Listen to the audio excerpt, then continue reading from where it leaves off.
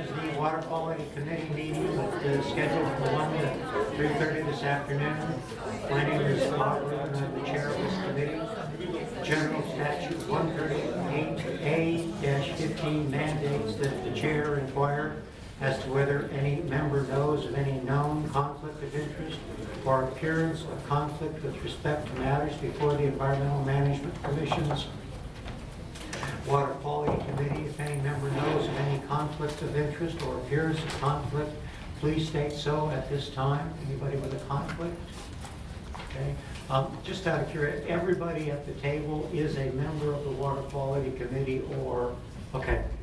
So you're welcome to stay, we welcome that, but voting will be limited to members of, okay, go through committee. Do we have a motion? Has everybody looked at the minutes of the summary of the minutes from the last meeting? Mr. Chairman, Yes, I make a motion to approve the minutes from the last meeting. Okay, we have a motion to approve the meeting summary from the last meeting. Do we have a second? Second. We have a motion and a second. Any comment? All in favor of the motion? Aye. Aye. Okay, our motion does carry. We have some very, very interesting items on the agenda this afternoon, and I'm going to try to get through these as quickly as I possibly can so we can hear about algal blooms at the end of the meeting this time. It's something I feel very strongly about, and educating commission members is really important to me, so thank you. Our first item is the request to proceed to the Environmental Management Commission for public notice with the proposed reclassification of Lake Anka in Buncombe County, French Part River Basin to Class B. Elizabeth Clintus with the Division of Water Resources is going to make this presentation. Elizabeth, please introduce yourself. Hello. Yes, as a reminder, my name is Elizabeth Countess, and I am here to ask the committee to approve a request for surface water reclassification in order to proceed to the full commission in March for their permission to send the proposed reclassification out to public notice. The request received is for Anka Lake, which is a portion of Billmore Creek in Buncombe County, to be reclassified from Class C to Class B. Biltmore Lake Association, which is the homeowners association for Biltmore Lake community, submitted this request to protect the existing water's primary recreational uses. As a reminder, Class B water is protected for primary recreation as well as for all Class C purposes. Primary recreation includes swimming, skin diving, water skiing, and similar uses involving human body contact with water where such activities take place on an organized or a frequent basis. Anchor QEA, which is a consultant for the Biltmore Lake Association, provided the following information about this lake, which is located in Anka, North Carolina. Anka Lake is a 62-acre man-made lake built in 1933 that is recharged by Billmore Creek in multiple small tributaries. Until 2001, the lake was used as a reservoir to provide cooling water and, if needed, water for fires or fire use for a nearby manufacturing facility. In 2001, the lake and approximately 1,000 acres of surrounding forested land were sold to the Biltmore Farms Company, which developed the Biltmore Lake residential community. Anka Lake is a centerpiece of the Biltmore Lake community.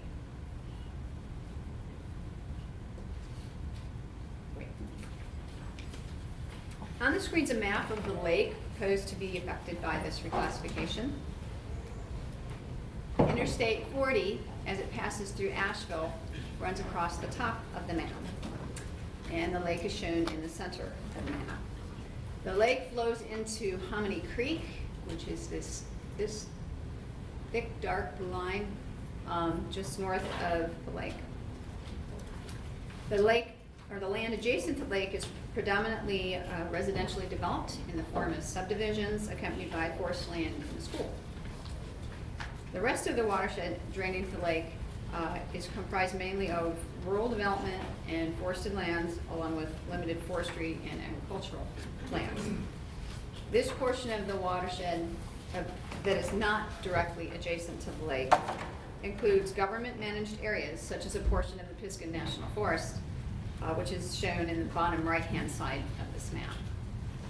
Furthermore, a Buncombe County open space property is also shown just to the west of the lake.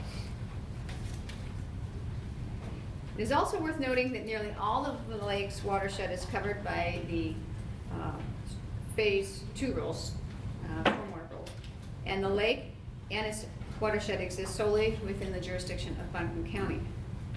Furthermore, the lake's watershed is included within the Huck 12 boundary, which is shown in orange along the left, bottom, and right side of the map.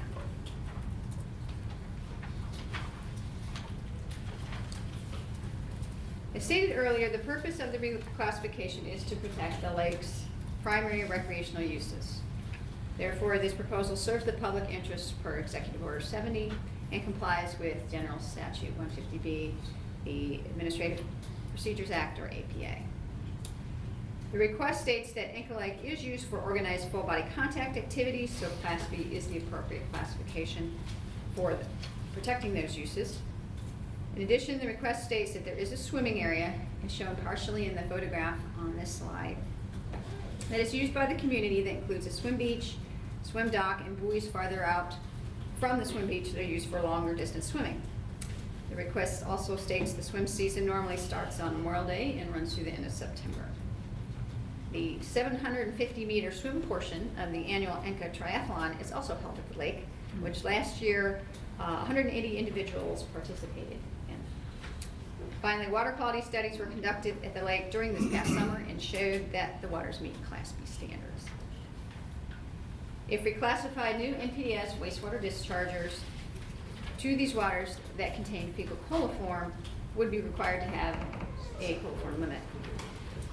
However, according to Asheville Regional Office staff, there are no permitted or planned wastewater NPDES discharges to these waters that would be impacted by the proposal. Therefore, a draft regulatory impact analysis for this proposal shows no cost due to the proposed rule amendment. In closing, I am here to ask the committee to approve this request so that it may come before the full EMC, accompanied by a completed regulatory impact analysis, at which time EMC's approval will be sought to go to public notice. The proposed reclassification's effective date is estimated to be January 1st of next year. And at this time, I'd be happy to entertain any questions you may have.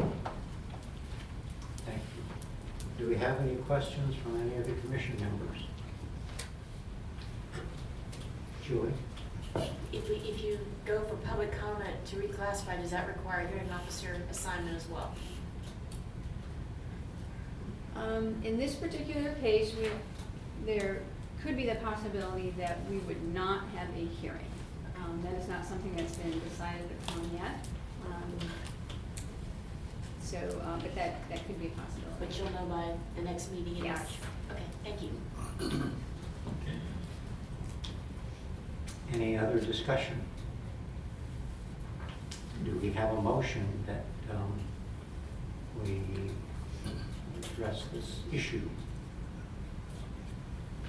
I move to approve to go forward to EMC. Okay, thank you. We have a motion on the floor, and we have a second.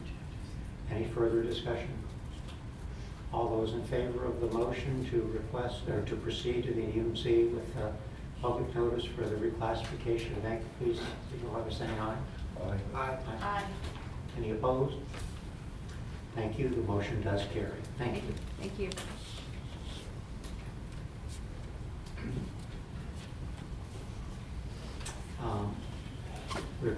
Item number 2, Mr. Manning. Request to proceed to the EMC for public notice and hearings with proposed rule readoptions and revisions for the triennial review to Rule 15A NCAC 2B 0100 to 0300. Mr. Manning, the Division of Water Resources, is going to make a presentation. Thank you, Thank you. Dr. Rubin and committee members. Good afternoon. I'm Jeff Manning, and this item was presented to you back in September. I presented an in-depth agenda item on these rules, which included some other rules as well. but now we're returning to you with separate agenda items for all of these rules. So hopefully they're more digestible for you. And so this specific agenda item is only about the 2BO 100s, 200s, and 300s, also known as the water quality standards. So the 100, 200, and 300 is what I'm presenting to you here. The 100 section is the smallest set of rules. This is a total of 48 rules only. The first section is only 6 rules, and it's the general procedures and considerations that we use for determining the classifications of water bodies. So for example, what Elizabeth Count just presented, the Class B example for that lake is an example of a classification. So Section 100 are the procedures that we use to do that process. And then jumping to Section 300 before coming back to 200, I just wanted to kind of present this. The Section 300 is each classification described. And each classification, if you will, is the encasement for the standards for that type of designated use. And then the 200 section is about the standards. So all the standards that apply to all the different classifications are described in Section 200. So all of these rules themselves are the name, what the name means, and how they're applied. There are some federal requirements in play here as well. The Clean Water Act gives the states primacy to implement it. And there's a new federal requirement since our last triennial review to have a longer notice period. So there's a 45-day notice period that comes in. So we'll just, make sure we account for that during the notice period. And I did want to also point out the specific Code of Federal Regulations that's very relevant here for classifications and standards. It's 40 CFR 131. That's the part of the federal regulation that describes the procedures for water quality standards that the states are authorized by Section 303C of the Clean Water Act. There are only 2 rules that are not included, 311 and 315. They're discluded from my package by a session law that affects Falls and Jordan Lakes because of those river basins that Falls and Jordan Lakes are in, Neuse and Cape Fear basins. The 311 rule and the 315 basin rule are set aside with those.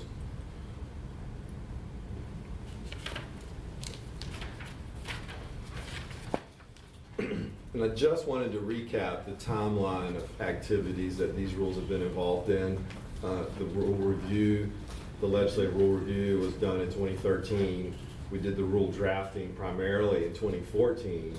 We had stakeholder input after the rule drafts in 2015. And then in 2016, we had a department review of all the rules. And then in 2017, we began bringing them to you. We started in January.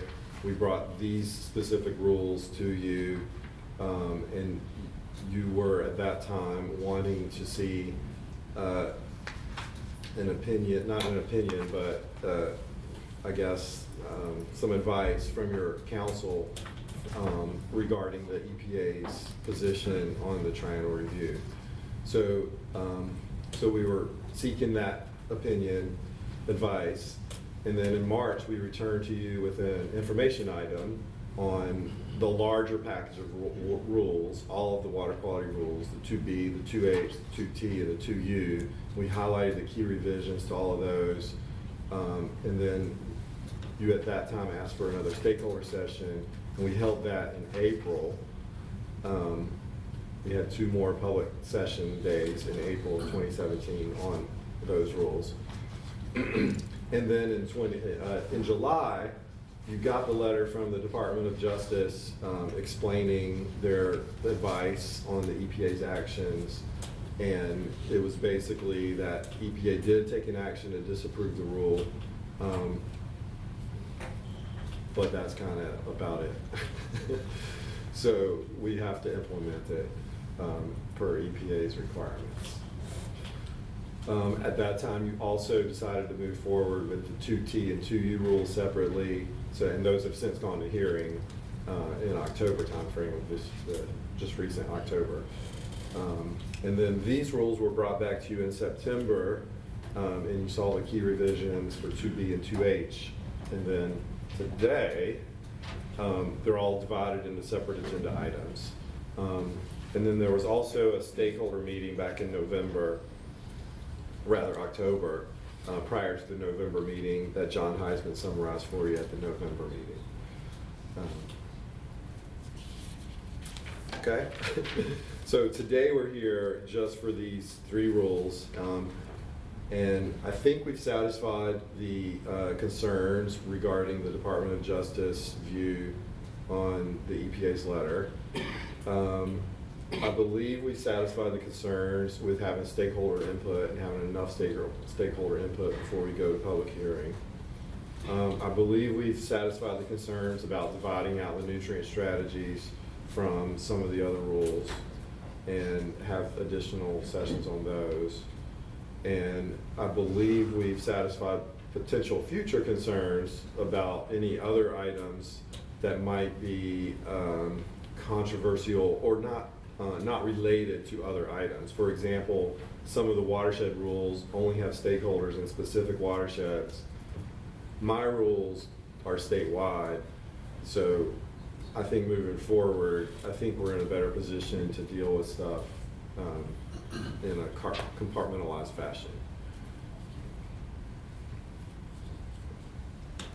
And also, in September, you asked for a draft fiscal analysis of information. So we've actually completed the draft fiscal analysis, and we provided that in your attachments, and we've submitted that now to OSBM. So if that's in your hands, you don't have to approve that today, but you've got it for information at this point.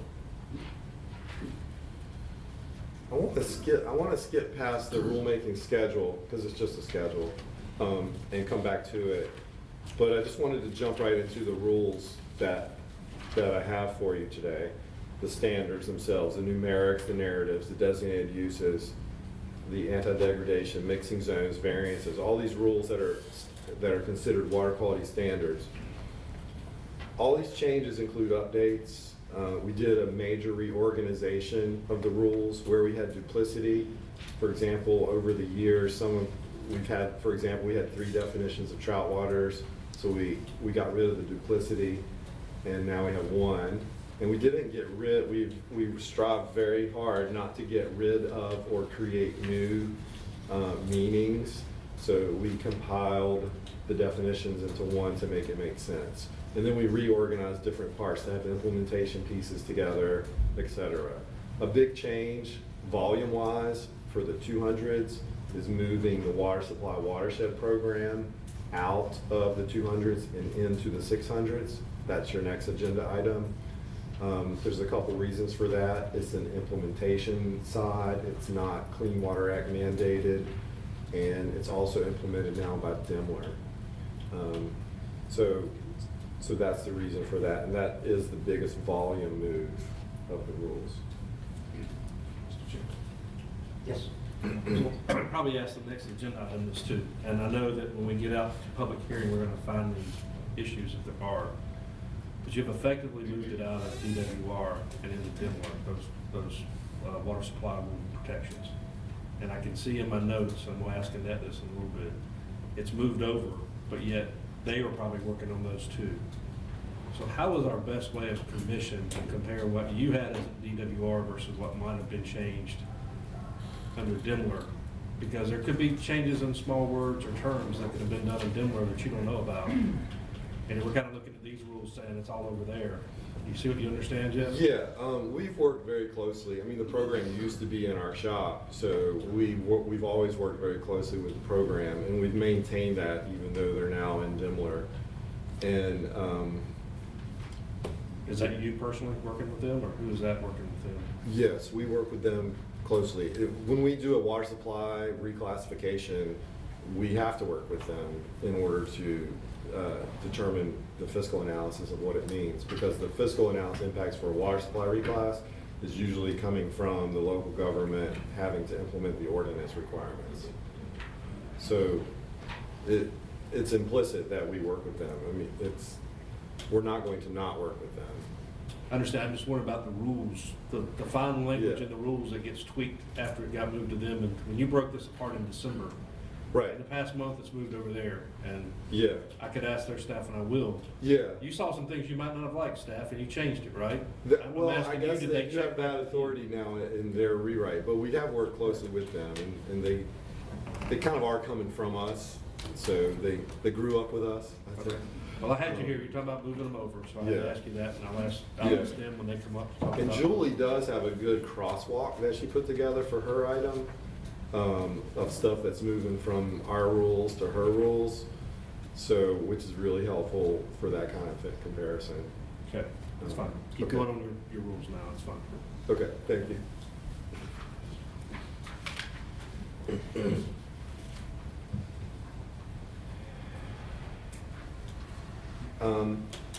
So besides reorganization and technical changes and updates that things that have been needed from years of having rules that haven't been updated, we're also addressing the triangle review amendments that are necessary, which involves the removal of the action levels for copper, zinc, and silver. And so that is what triggers the fiscal note level of the fiscal analysis.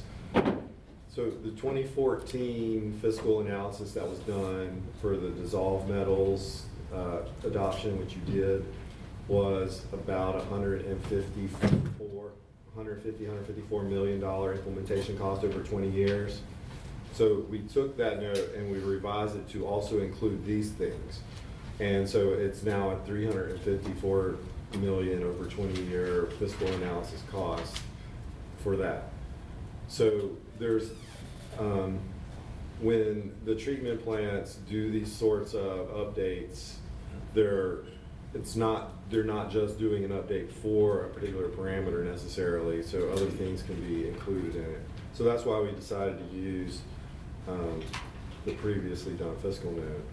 We also showed the benefits to North Carolina of about $4 billion, $3.8 billion a year of benefits. And about half of that is to the fisheries industry in North Carolina. And the other parts of that are for water supply, recreation, things like that, and aquatic life. So there are significant benefits to adopting the water quality standards. And this is also done over a 20-year period. And when you take the population of North Carolina today, about 8 million, I think, and divide it out of these costs, it comes out to about $35 a person in the state.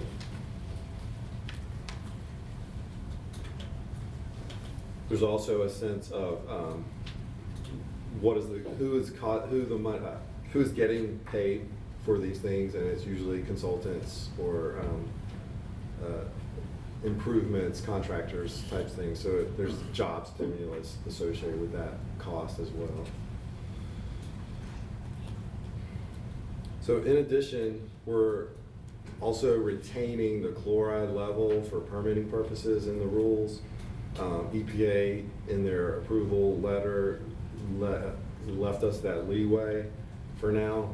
So we're leaving that in as a permit for permitting purposes so we can maintain permit numbers for chlorides.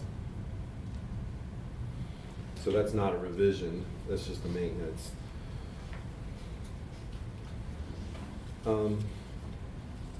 In addition, the other changes that were disapproved by EPA are the hardness references, we're taking that out, the biology trump, the biology confirmation for metals impairment, we're removing that.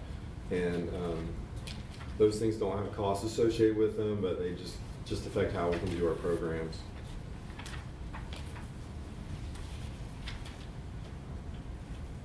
I'm going to come back to the rules after a couple more slides to see if you have any specific questions about the specific rules, or if you want any more detail about any of the changes that we've got.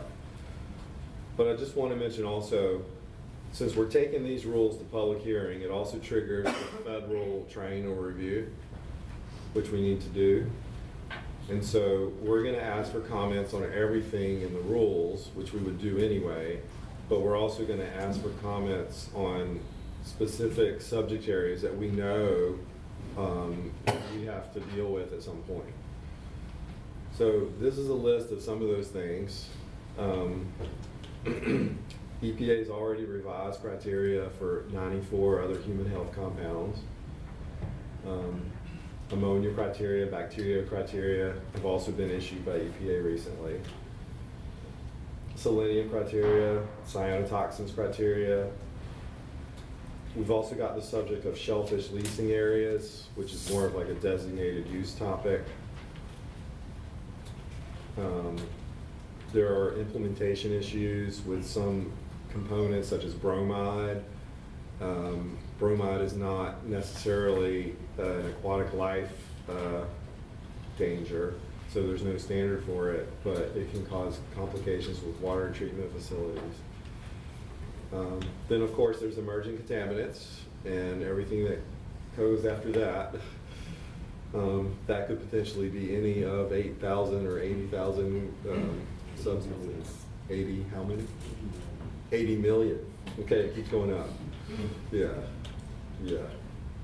So we're gonna have a general statement to say, give us all your comments on any of these subjects. These are the ones we know about. If you have others, let us know that too. And Jeff, to clarify, that's for the triennial review, not for the rules readoption, right? That's right. Okay. So my request today is to have you approve these rules so that we can go forward to the EMC and then out to hearing. But before I officially ask you that, I did want to kind of jump back to the timeline, just so you know. The timeline for this year, we would get through public, through the EMC and through public comment, and then get back to the EMC in early 2019, basically 1 year from now, for approval of these rules. And then go through the rest of the rulemaking process with RRC and submitting it to EPA for final approval. So that we would anticipate that happening in mid-year 2019, and that would meet our deadline that we have currently for these rules of October 2019. So I'll just jump back to the outline of the rules in case you have any questions about any of the changes that we have proposed. Dr. Feinberg, I think you might have a question. Yes, that's correct. Jeff, just a couple things. One is that on the fiscal note, did I read that correctly, that it projected the total benefits from this rule were something on the order of $54 billion? Yes, that's over 20 years. That's pretty good. And the cost of the rule were about $356 million, which if I were an investor would be a pretty good return on investment, I would think. That's just an observation, not a question. Second thing, and more to the nature of the question, is that this will resolve the triennial review issues with respect to metals criteria, but I gathered from your chart that it's not like you're done yet, that the next trigger is going to involve the 94 criteria that were promulgated in August 2015 and all sorts of other things. So this is, you'll be able to sort of get this through and be happy for a day and then get right back to work, is what I gathered is pretty much the issue here. Yeah, Connie Brower and I have this ongoing, well, when is your next triennial review? And we're always like, well, we're always doing, so we're doing something. So it never ends, really. Thank you. Thank you. Yes, sir. Follow up to the question in the statement. So 300 and how many billion dollars? 356 billion. Billion of cost. Oh, cost or benefit? Yeah, cost. 356 million. Right. And who's that being borne by primarily? Dischargers. Right, so our point dischargers, water and wastewater, our users of public sewer systems, basically. Mm-hmm. And industry, some industry too. And this benefit of how many billion? 56 billion, is that correct? 54. 54 billion. 54. 54, right? And who gets that benefit? Everybody in the state? Yeah, the biggest benefactor is the fisheries in North Carolina, which is a $2 billion a year industry. People that eat fish or people that, Eat or sell fish or shellfish. okay. Excuse me, Jeff, one quick question if I may, Mr. Chairman. On that fisheries, did you break that down, commercial and recreational? I'm sure it is, but I would have to dig into the fiscal notes to see, but I'm sure it is, and if Juselin is here, yes, it is. Yeah, just looking at the fiscal note, the recreational fishery was 21 billion of that. I don't see a specific number on it. So North Carolina's ocean economy is 29 Yeah. billion of that, but I'm not sure if the recreational is subtotal of that or not. But the recreational is a pretty substantial piece of that. So I guess my question would be, are you I mean, Dr. Myberg looks at that as a very positive thing. I almost look at it as a negative thing. Are you saying that our wastewater point dischargers are doing X billion dollars worth of damage to our marine fisheries right now? I guess you might be able to say that from this, but we're not saying that. We're not saying that. I don't believe that. And I guess I'm saying that, leading you to that, because we can tout that benefit, but I don't believe the benefit's that big, and I don't believe our wastewater dischargers under the current rules have been doing that kind of damage. Yeah, well, the science for the standards, the action level standards are based on aquatic life protection. So they're not affecting directly the humans so much. It's the aquatic life criteria that they're based on. So it's about aquatic life protection. That 350 some million is out of pocket money by people, by utilities, right? Utilities, some industries. Okay. Although I would just note on that let's assume that we're wrong by a factor of half. Then we only have $27 billion worth of benefit. Let's assume that we're wrong by a factor of 10. Then we have $5.4 billion worth of benefit. It's still a pretty good number. I'd have to look at your number in detail. I don't believe the gap is that big. I don't think we've been doing that much damage. Well, the other comment I would make is it's not at all unusual. The whole story of pollution control is costs that accrue to particular members and benefits that accrue to the general public. And that produces those kind of benefits. The benefits are diffused across many people and the costs are specific. So that is one of the great ongoing tensions in all of environmental protection. And I don't think this is particularly any different. I know, you brought it up though, so I had to give the count, okay? Good comment. Okay. And these costs, I'll point out too, that these costs include the costs that you've already approved in the 2014 package. So for this package, it's really less than that. Okay. You also, Jeff, used, Mr. Chairman, you also used 8 million population in North Carolina. What if you went to 10 million? Which Then is it gets more even accurate. better, right? Yes. Or it gets even less expensive. It was per person. 34, I think, for 8 million. Was it 30? Did you say 34? For 8 million? For about $35 a person. 34, 35. Yeah. Yeah. It's a go to 10 million. So then it gets That's even. more accurate. Okay, so it gets less expensive per Sure. person. Well, we could ask the Division of Water Infrastructure, how many people are actually on sewer systems, that are paying for that, right? Right. Because the general population is not on That's right. public sewer systems. About 60%. I believe that's correct. Other concerns, questions, comments? We have a request before us to proceed. I have more questions on the statutes. Oh, I'm sorry. I think he is still in the midst of, making his presentation, right? I'm finished with my presentation, but I was just here on the outline in case you had questions about any of the specific rules. Okay, go ahead. Excuse me. So, thank you. I had a chance to ask a few questions of Jeff late last week. I called him because this is all trying to get a refresher for myself, and it's a lot of information here. So he was very helpful at giving me some historical context on a lot of this. I had two comments that remained after that, and Jeff is aware of the first one. The second one I forgot to mention to him. Okay. But the first one was that the definition of watershed is not in this document or in this package. It had been deleted. That's in 0202, is that right? Jim? Right. And I personally see the benefit of keeping watershed defined in this package. It is mentioned on page 29 of, at first we thought, well, the word watershed wasn't used in the rule at all. And then we found it on page 29. So has anything changed since our conversation, Jeff? No, I just made some notes. So we had searched, when we removed it originally, we had searched for the word watershed in our rules and it didn't exist. But we ended up adding it as some of the new language. So it is in the rules as new language when we're talking about water supply watersheds. But if we retain the existing definition, it's not applicable because the water supply for is not the entire watershed. Well, it's not the entire drainage area. So we have to amend the old definition to be applicable to the new use of the word if you want to maintain it.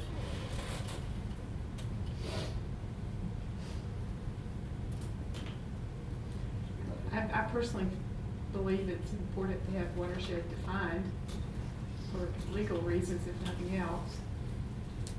So that was one of my comments, and glad to discuss that when the chairman is ready. The second comment that I had overlooked mentioning in my conversation with Jeff was it's on page 38. I'm sorry, I don't have the actual, the 0214, and it probably was used elsewhere too. For D, there's a reference to facilities be required to have spill and treatment failure control plans for toxic substances. And is there not usually a spill control countermeasure, Yeah. SPCC, whatever plan? I didn't know whether that was the more appropriate terminology to use or if that applies here. It's usually for NPDES permits, right? Yeah, there could be two different kinds of those, but I think you could adopt, excuse me, I think you could adopt those by reference, probably from somewhere else, instead of trying to use this language for when storm Okay. prevention and kind of control measure plans and stormwater management plans are needed for facilities, if that's it, or Okay. a chemical accident prevention plan, it could be all part of those. Okay. And those might have been newer since, because this is like original language that we just moved here. Yeah, I think this was 30 or 40 years old, and some of this Oh, stuff has yeah. come around in the probably 90s and early 2000s. Yeah, okay. So if there's a reference that could make that language shorter or better, Yeah. okay. We can So make that was just more of a technical issue, but back to my comment about the watershed, I'd be interested in hearing other members' opinions about whether it's appropriate or council's opinion on need for a definition of watershed. Water council, right? So let's start with him.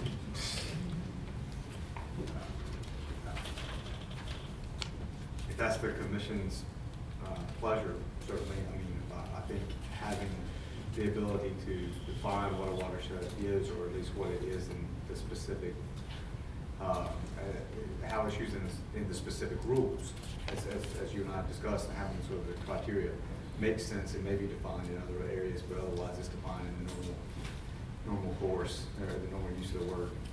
So I've always favored definitions and inclusive ones at that, but and if that's what the commission's pleasure is, I think that could be useful here, but I don't have an opinion otherwise. Mr. Bowman? Well, go ahead. No, I was going to say, I mean, it's a squishy term in my experience, because, you know, what's a watershed, what's a sewer shed, is it just by hydraulic boundaries? Is that a larger, just like in our IBT legislation, we're not by river basins? What are those? And I'm not trying to mince words, the definition is important, I agree. I think the definition needs to be there in some form, but that may touch a number of other rules and other guidance in the way we use this. So, you know, we may have to ask the Department of Engineering what they think, because I would not like to see collateral damage by us defining it here inconsistently with how we define it somewhere else, if we define it. And Mr. Manning, you may know that, but watershed's not as straightforward a definition, and applications as it should be. So I don't know what, I think a definition is needed. I do agree with Commissioner Deerhead on that, but we gotta be careful which one we use or what the intent is here, in my opinion. Yeah, Mr. Chair, I would just indicate that I agree with Commissioner Solomon and Commissioner Deerhead about the value of the definition. I have a clarifying question, which is, in my experience, whenever people try to define watersheds, they usually revert back to some form of hydrologic unit codes, and the question is, how big or small a one do you use? And the answer to that question usually turns on what the purpose of the definition is. And so I guess that would be my question back, that in the rules as they stand now, and now I'm asking a question out of ignorance, sort of, is it generally more in the interest of the spirit of the standards to have a larger or a smaller definition of what a watershed is? Because that may drive the answer to the question of what the definition would be. Well, the old definition that we were deleting was in there for purposes of defining the water supply protection rules for ordinance development. And since those are moving to the 600s, we were striking that portion of the definition out of here. But Julie Vincelora, who was just up here, she's presenting to you next. She's maintaining that part about reference to landmarks for the purposes of the water supply, watershed protection ordinance stuff. She's maintaining that part of the definition in those rules. But no one needed the other part of the definition that we had. And we didn't have the word watershed in the rules anywhere, believe it or not. And then we added the word watershed in some of the new language. For example, on page 51, where at the very bottom of the page, A, B, and C, we say these types of discharges can be in this entire watershed. Oh, so again, it gets back to the question of what the purpose is. If the purpose is to protect a watershed that is the drainage area for a source water reservoir, for instance, that would give you an operational definition, and unfortunately it would depend based on where exactly the reservoir was, as to which HUD code would be the most appropriate, which will make it an interesting definitional challenge. I agree with both of you, it'd be useful to have more elaboration on that, but I can see where you may end up in a situation where the answer is going to be a little bit, it depends on the context of the action you're trying to take. And what, again, Jeff, or Mr. Manning, what this could be is that, there's no easy way to do this when you're crossing things out and adding things, and it's sometimes hard to see. But if you word searched on the clean version of this and found watershed, is there a better word to use or something more descriptive than saying watershed, so you can avoid that word if you're having to use that in these rules? You see what I'm saying? I think I do. You can either define watershed if you're having to use it here, and if you don't have to use it, or don't use it if you don't have to use it. Right, and I think that we could not use it in our language and say these kind of discharges are allowed in a WS3 instead of saying watershed. We would just reference the classification name instead. Good.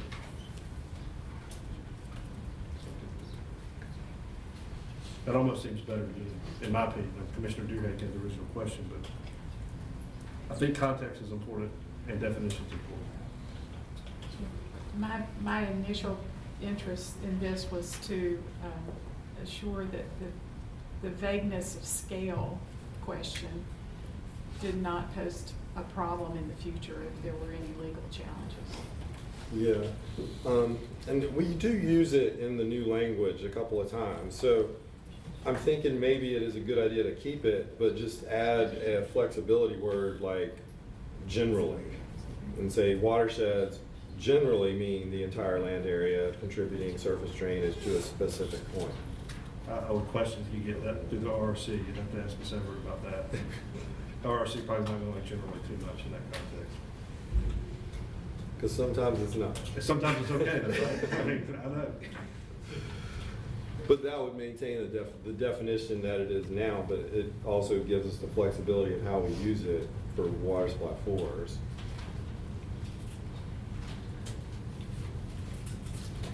Well, perhaps we could use the word generally at this point, because it is just going to public hearing, right?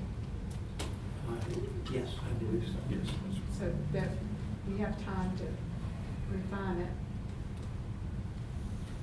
Yeah, in fact, on that point, it might be something that as you go to public hearing, you particularly ask for comments on that question rather than us sitting here trying to sort of solve this problem. Yeah, and I Right. think if you're keeping it at a large scale, you're probably okay. If you Yeah. go in, out of the public hearing and make it real small and the public somehow didn't know you were trying to get too specific, No, you no, may be in trouble. But that's keep it- that's keep it- exactly right what I was thinking of from a policy perspective. On the other hand, you might not want to say that something that's a very small, has a very small drainage area, so that implicates, all of eastern North Carolina. That would be the other way. You wouldn't want that. Yeah. Okay. Okay. You ready? Are you ready for more? I guess we're going to generally there. If you have more comment, please. Yeah, and again, it goes, Jeff, it's in your 101. I read it right off the bat. I guess a couple of questions. There may be more legal or procedural questions. Down at your new .6, commission shall make a decision and grant or deny a petition. In the second sentence, it says, if that petition is denied, they can go back up to part 4. Well, part 4 sends them back down to 5 and 6 again, and I've created this rulemaking loop, so to speak. And I guess the question is, maybe that's okay, maybe they quit, but is there any limits on how many times this thing can run a circle and be denied? So you're talking about the last sentence of number 6? Yes, And where it's- it says go back up to 4, and 4 says Okay. start again and go down to 6. That's so funny because you and I did not talk about this, but I have the same note in the margin here. I said we could remove this because the EMC has that authority regardless. Yeah, mine was more or less, if we're gonna deny it once, do we keep going through the loop or should we specify that we just deny it and then they can come back to the department and start the process again if they want to? Yeah, with the petition, you can either grant or deny it. Yeah. And so this requesting us to do a studies is like separate from the petition anyway, and you can do that regardless of a petition. Right. So I think you could remove that entire sentence.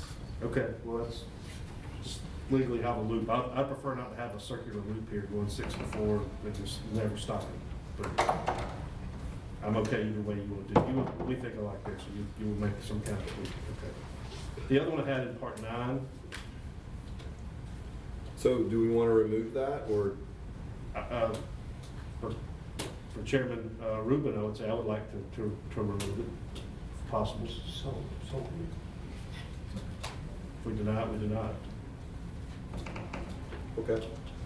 In number 9, under the same process, I guess, and again, maybe council needs to read this, but it's kind of being very prescriptive about what the commission will do. Commission, after due process of hearing officer records and final recommendations, shall adopt its final action with respect to assignment classification.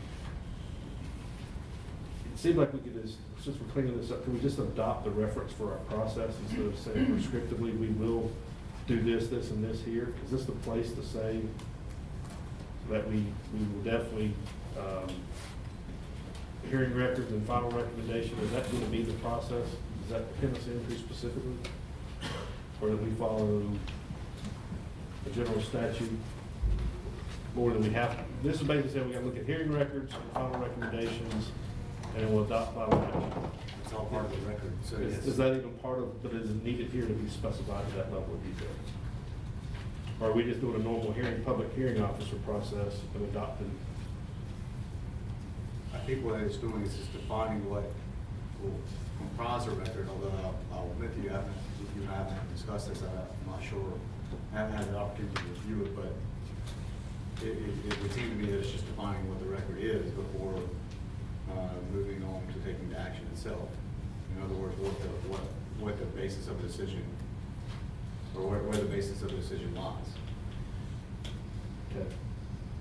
I'm glad to take an additional cut at it. Okay, it's 0101 part 9, and then just, can it be more generic than what it is here? other comments? One last one at the very end of this section, and I won't go to my 200, maybe be offline with other people.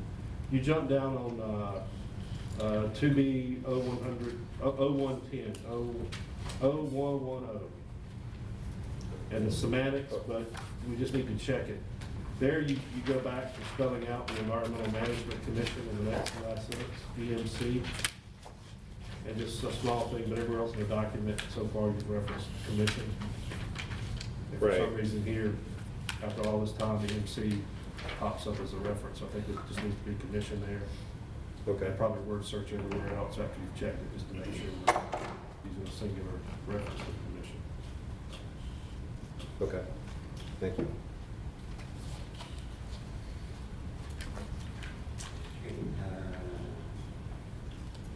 Chairman Solomon, do you have any comments, questions? I've yielded to other people. I've got probably others on 200 or 300, but Other questions, concerns, comments? We do have a request before us. Jeff, do you have anything else? No, that is it, unless you have any other questions. Thank you. Okay.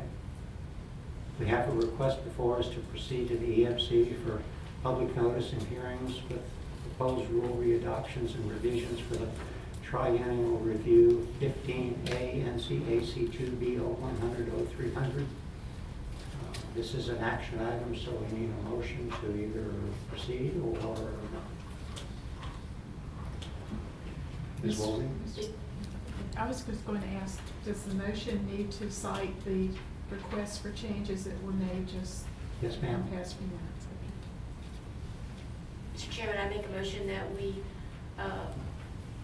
make the minor changes that have been talked about today and proceed to the EMC for public notice and proposed rule adoptions for 15 NCAC 02B 01, 03, and 01 through 03 with the draft fiscal note.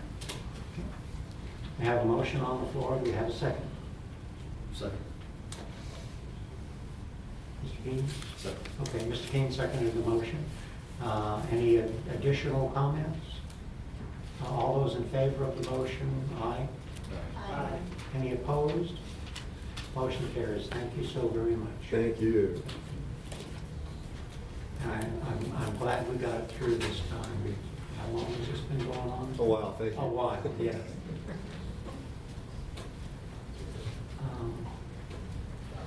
Ms. Ventilero? Okay, hi. We have item number 3, request to proceed to the EMC for public notice and hearing on readoption of proposed amendments to the water supply watershed protection rules 15A NCAC 02B.0620 through 0624. Ms. Ventilero? Good afternoon. I am Julie Ventiloro. I'm the coordinator for the Water Supply Watershed Protection Program. And as Jeff pointed out, that program is now housed under DEMLR. Nothing's changed as far as rules go or the implementation of it. It's just a staff organizational thing. As Jeff talked about, these amendments that I'm talking about today are also part of the rule readoption process. And for those who are a little newer to the committee and the commission, just a couple things about the water supply program. It was a voluntary program in 1986 and it became a mandatory program in 1992. So it has been on the books for a long time with virtually no changes to the program. So updates, it was about time for some updates anyway. And the rules that I'm handling under this program are the post-construction stormwater rules and the local government program administration part of the water supply program. And the stormwater components of the water supply program are entirely administered by local governments. The first change, and this was already mentioned to you, is the relocation of these particular rules from the 2B 0100s and 0200s into the 0600s. The 0600s are water quality management plans. That's the title of the section. And we moved it mainly because we thought it would be easier to implement, separating these out from the numerical water quality standards. So that these are going to be in a nice, neat little package in the 600s where local governments will get all the information they need to implement their programs. So I'm proposing 5 rules, so they'll be numbered 0620 through 0624, and I'm going to briefly have one or two slides for each of these to give you the highlights of the key revisions. The 0620 rule is a purpose rule, and we haven't had that before in the water supply program. There was no purpose statement or purpose rule, the short rule, and I thought it was just helpful to clarify what the purpose is for this rule. And this also references back to the 2B0200 WS classification standards to close that loop. The next rule is 0621. It's the definitions, and it looks like there's a lot of changes to this rule, and it's kind of a yes and a no. There are a lot of underscored entries in this definitions.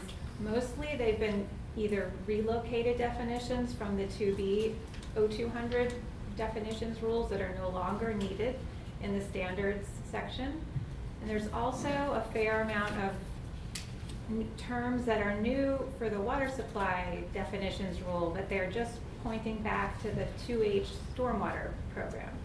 So they're not repeating the language, but just have a reference back to so that they'll always be consistent with our stormwater definitions. And one definition that comes up a lot in my daily life as well as in the legislature is this definition of built upon area. And just wanted to, every time I get a chance to talk about gravel, I love to talk about gravel, so. We'd love to hear about it. I know, I bet you do. Again. It's been a while, but I bet it will come up again. I have a feeling. So anyway, I've included this definition in the water supply rules because years ago, the commission, the EMC, issued an interpretive ruling that stated that the water supply program should use the same definition as the rest of the state stormwater rules do. And we never updated the rule to reflect that. We've been implementing it that way, but now this is just codifying that yes, this is now to use that definition and includes that exception for number 57 stone, for better or for worse. So that's just going to be another consistency with our programs. And the other thing I wanted to point out in this rule that's really not changing the way we implement anything, but thought it was important to codify how local governments calculate variances for the vegetated setbacks. It's something that we've done, but just thought it was important to put it in black and white for everybody. And you can stop me at any time too if you have questions. I won't lose my place. Okay, the next rule is the 0622 rule. It contains information about applicability and effective dates. The only substantive change here is I'm proposing to eliminate the requirement for a 10-foot vegetated setback or equivalent control requirement for agricultural activities. This is only in place in the critical areas, so the half-mile critical areas in each water supply watershed. And I'm proposing to eliminate this, and I don't know if this is a really good reason or not, but because it's just hasn't been implemented. It was delegated to the Soil and Water Conservation Commission, which in statute, the commission does have the authority, it says, to delegate this to another commission. But over the years, it's become clear that this is just not something that's on their radar. And it's also a very vague requirement. We don't know what or equivalent control means. So I'm proposing to eliminate it. I do feel like I should tell you, I've recently gotten some feedback from an environmental group that questions that decision, thinking that maybe we should keep it in as a foothold, because it's really the only thing we have in the water supply rules that address agricultural activities. Critical area. In a critical area only, yeah. And this is only on perennial water. So it keeps getting narrowed down. It's critical area and then only perennial waters in the critical area. So anyway, it's your decision to make whether it's something you agree with, we can live without, or. Yes, ma'am. Ms. Miriam. So I discussed this with Ms. Ventalora the other day, and I suggested that we contact the chairman of the Soil and Water Conservation Commission to make sure that they are knowingly not addressing this, just to give them the opportunity to voice their opinion about it. I think that's a wonderful idea. The next question, I guess, would be, is that something I should do as chair of the Water Quality Committee, or is that something our commission chair should do, commission to commission chair? I'll tell you my preference. Mr. Chairman, may I interject here? Yes, sir. It might be something that could also be done from commission council to commission council, since I serve as the commission council for the Soil and Water Conservation Commission. We've had a couple of So on one hand, it's. That's right. That's what I prefer. Okay. You write it up and give it to him, and you can figure it out. Well, I'm I'm a wanting little to create nervous. more work for myself. Ms. Ventalora, question here with this, is this additive to any other setback requirements, or would this take away any requirement to plant right up into the edge of the river or stream? Do you mean, would this be like an additional 10-foot on in a riparian, like if there was a 50-foot riparian buffer, would it be an additional? Is that what you, no, it would not. It's just the first 10 feet closest to that water And regardless. so without it, there would be no protection up to the edge of the water? Stream back to stream back. Yes. Yeah. This was an interesting debate when we were restoring damaged rivers and stuff back in the day, 10 years ago, because the federal standards don't necessarily require this, but North Carolina required it, I think. And we fought for that with NRCS as a state, I believe, to make sure the ag kept that vegetative buffer in there. Yeah. Everybody kept it in there, actually. Okay.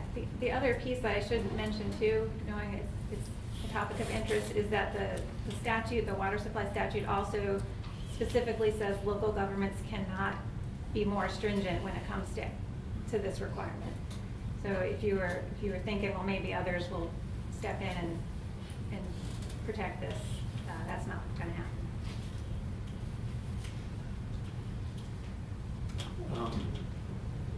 Just out of curiosity, committee members, do we want to make a recommendation now about this, or do we want to go through the entire presentation? And let's continue and let's come back to this. Okay. I don't have too much further to go. Oh. Okay. The next rule, 0623, is what I envision where the local programs will come for any information about administering their program. And there are a few changes that are substantive in this rule. First, I was proposing to eliminate the requirement that local governments provide me with a written list of variances that they've considered or approved. And right now the rule requires them to submit this to me submit this to us every year. And it's one of those things also that has fallen off over the years, and now I can count on 1 or 2 local programs. There's about 283 local programs. And frankly, I'm kind of happy that they don't all submit this to me, because that's a lot if I were to get 283. So instead, I'm proposing that we provide upon request, and either, that'll give us the latitude to ask for these whenever we want. I could ask for all of them if I want every year, or just when I do audits of local programs, which is always something I look at anyway. That's one of the changes I'm proposing. The second thing, I'm also clarifying the process for local government submission of ordinance changes. And this was something that the RRC prompted me to put in. They did a pre-review of these rules a couple of years ago now. And they like to see the process clearly laid out, what steps local governments have to take to satisfy our requirements.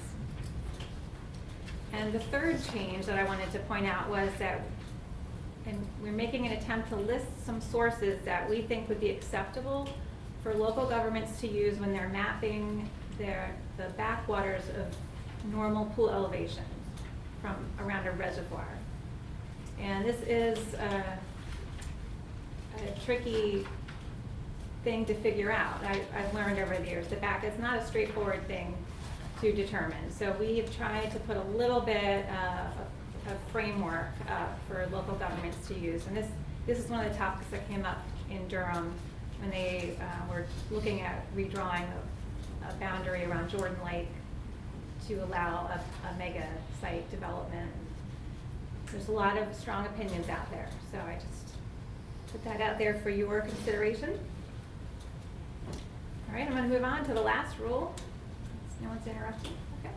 0624 is the stormwater control rule, and this is the biggest of these 5 rules. It's got everything you'd want to know about how to run your stormwater or your water supply watershed stormwater program.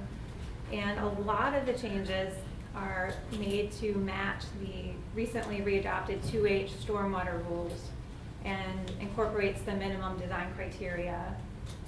And it updates things that right now the water supply rules require folks to use wet ponds only, although in practice, of course, we've been allowing other things over the years, but we're just codifying that, of course, other stormwater control measures are allowed now. Another big change, at least cosmetically, is I've reorganized the built-upon area and the density requirements into a table.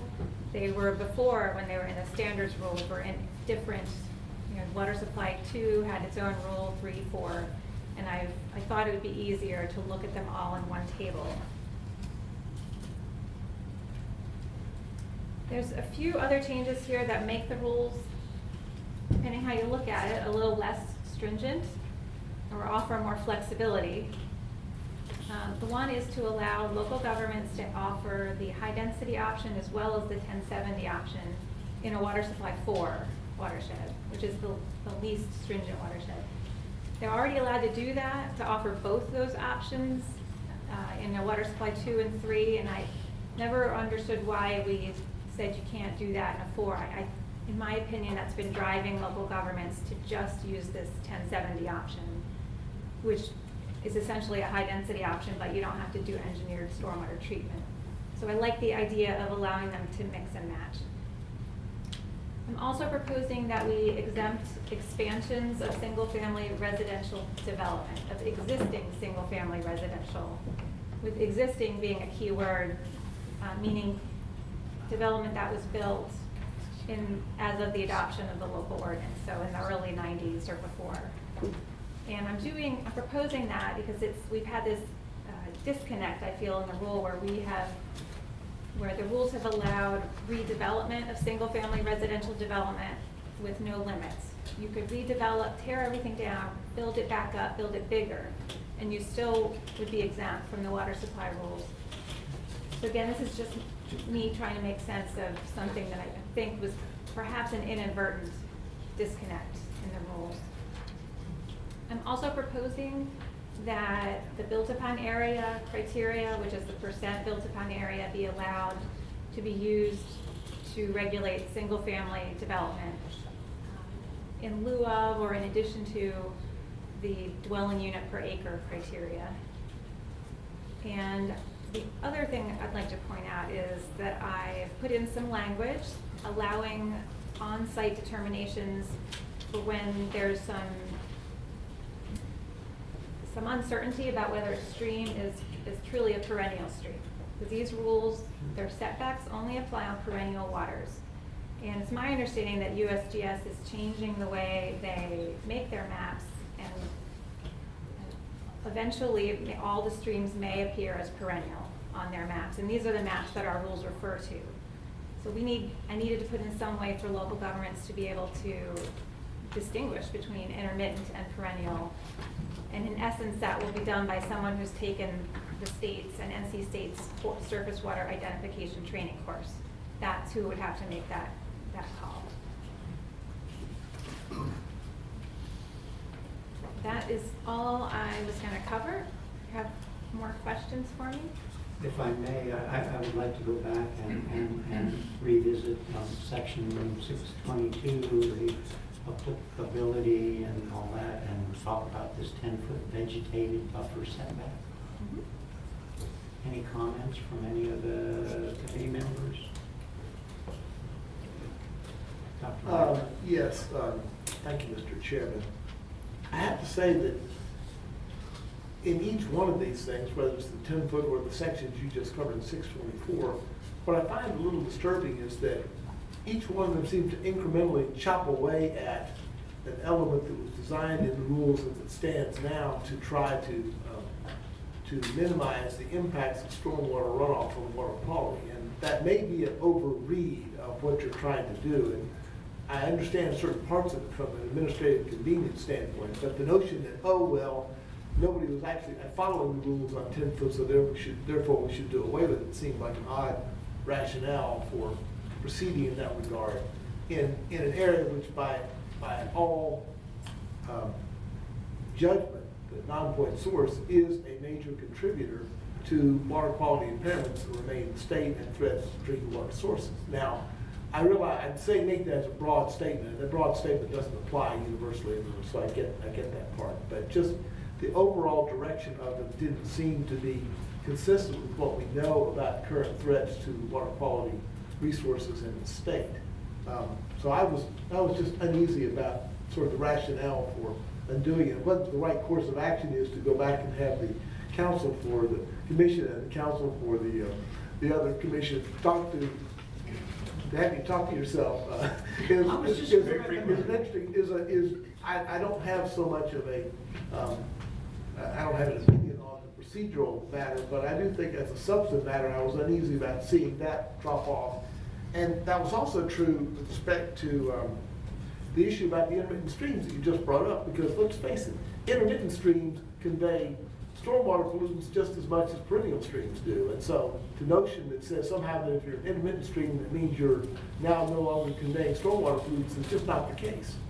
So that bothered me as well. And to sort of put upon now another case-by-case determination as opposed to relying on the geological survey maps, when in fact the geological survey, I think, is reflecting that same kind of perspective in the way they draw their maps.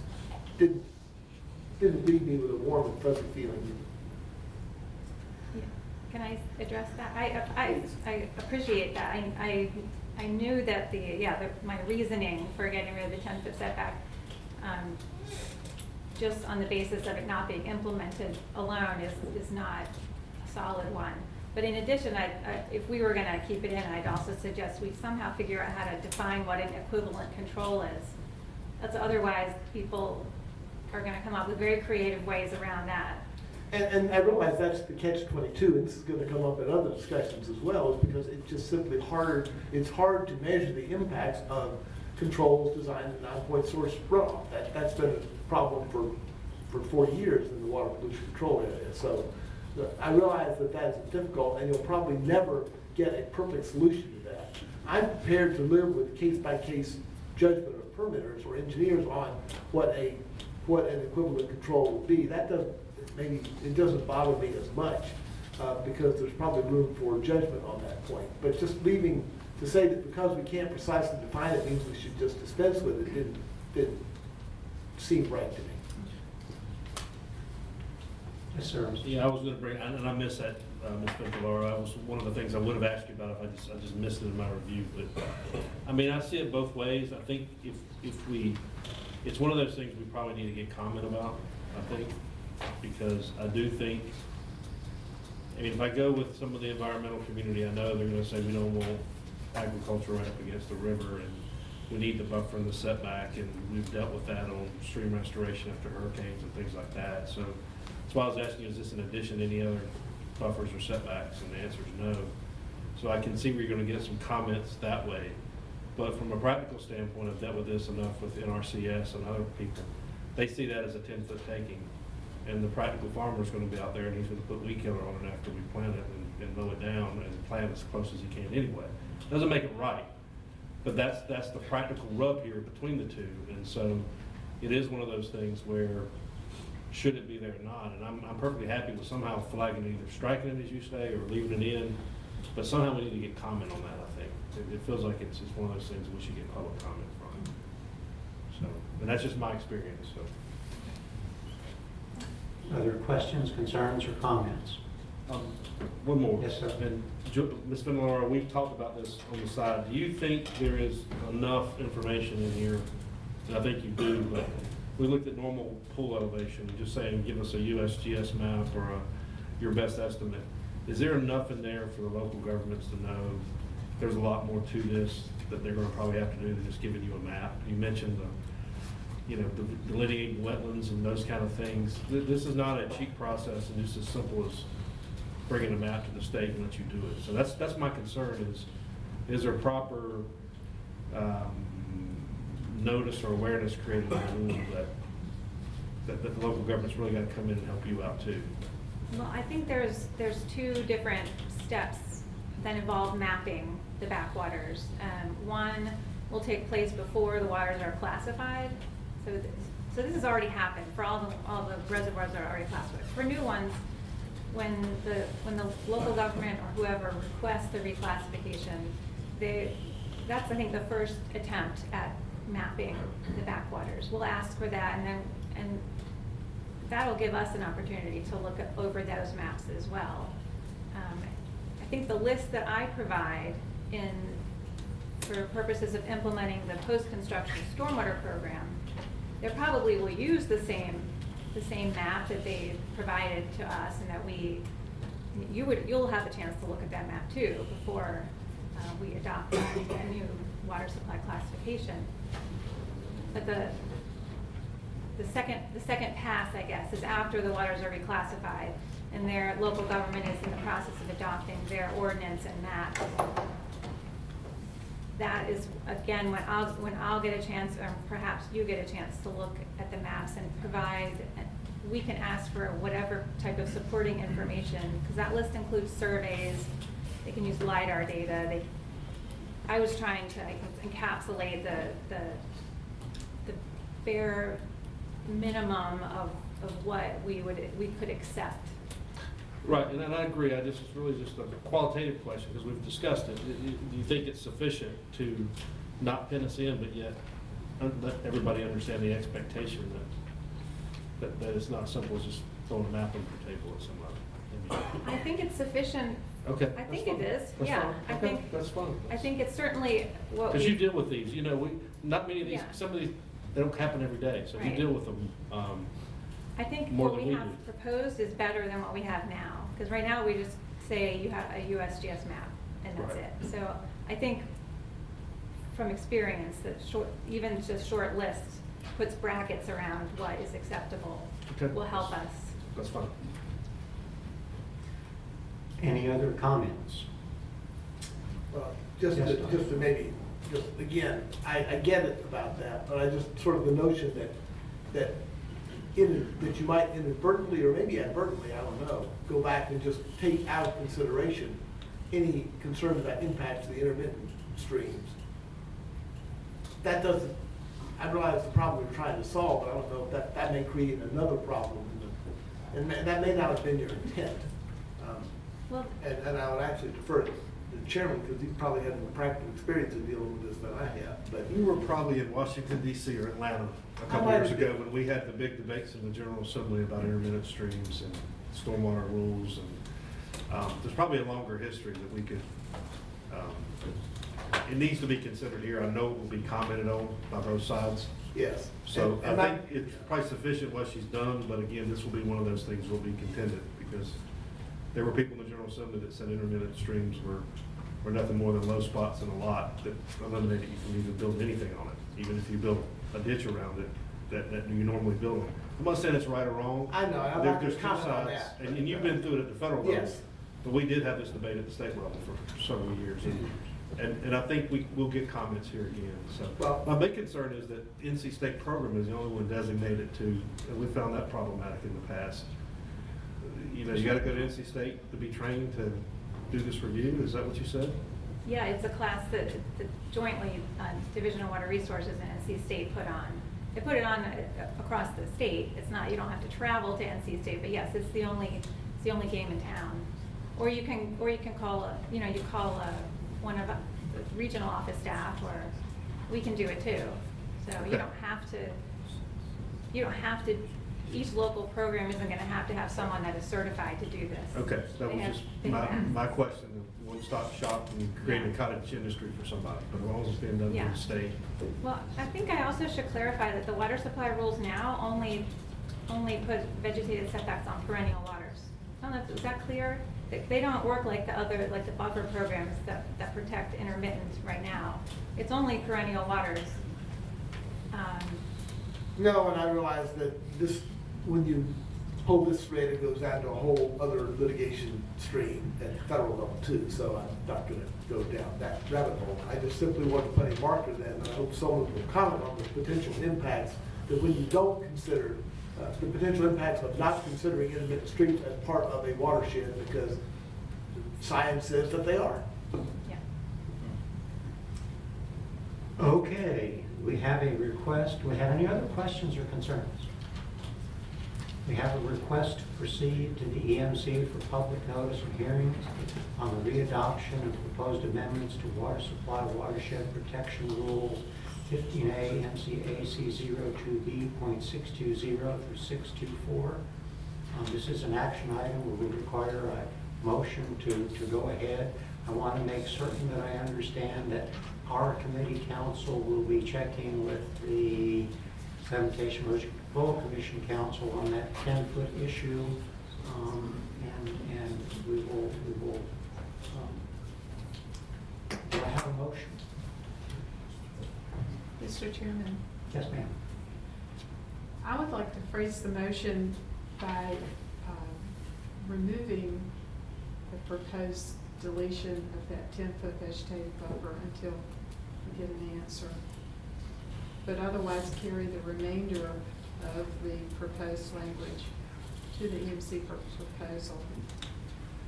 And also ask for public comment, with the understanding that we would like public comment on the cumulative impacts of all of these actions, if an outside party would like to express their opinion on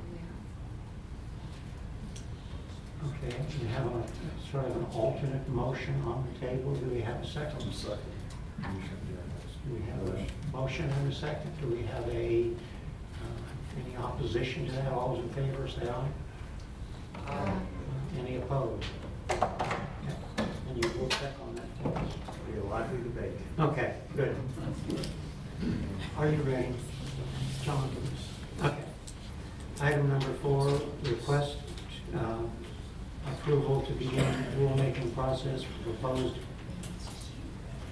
amendments to the nutrient strategy rules 15A MCAC 02B229 through 0258 and 02B071 through 0730. I'll get it right eventually. Mr. Heisler. Good afternoon, Dr. Rubin, members of the committee. Again, my name is John Heisman. I'm with the Division of Water Resources, Non-Point Source Planning Branch. And I wanted to start off my item just with a clarification. You're seeing a lot of different rule packages come before you today. And unlike the other rule packages, I am not here today to request permission to go out to public hearing.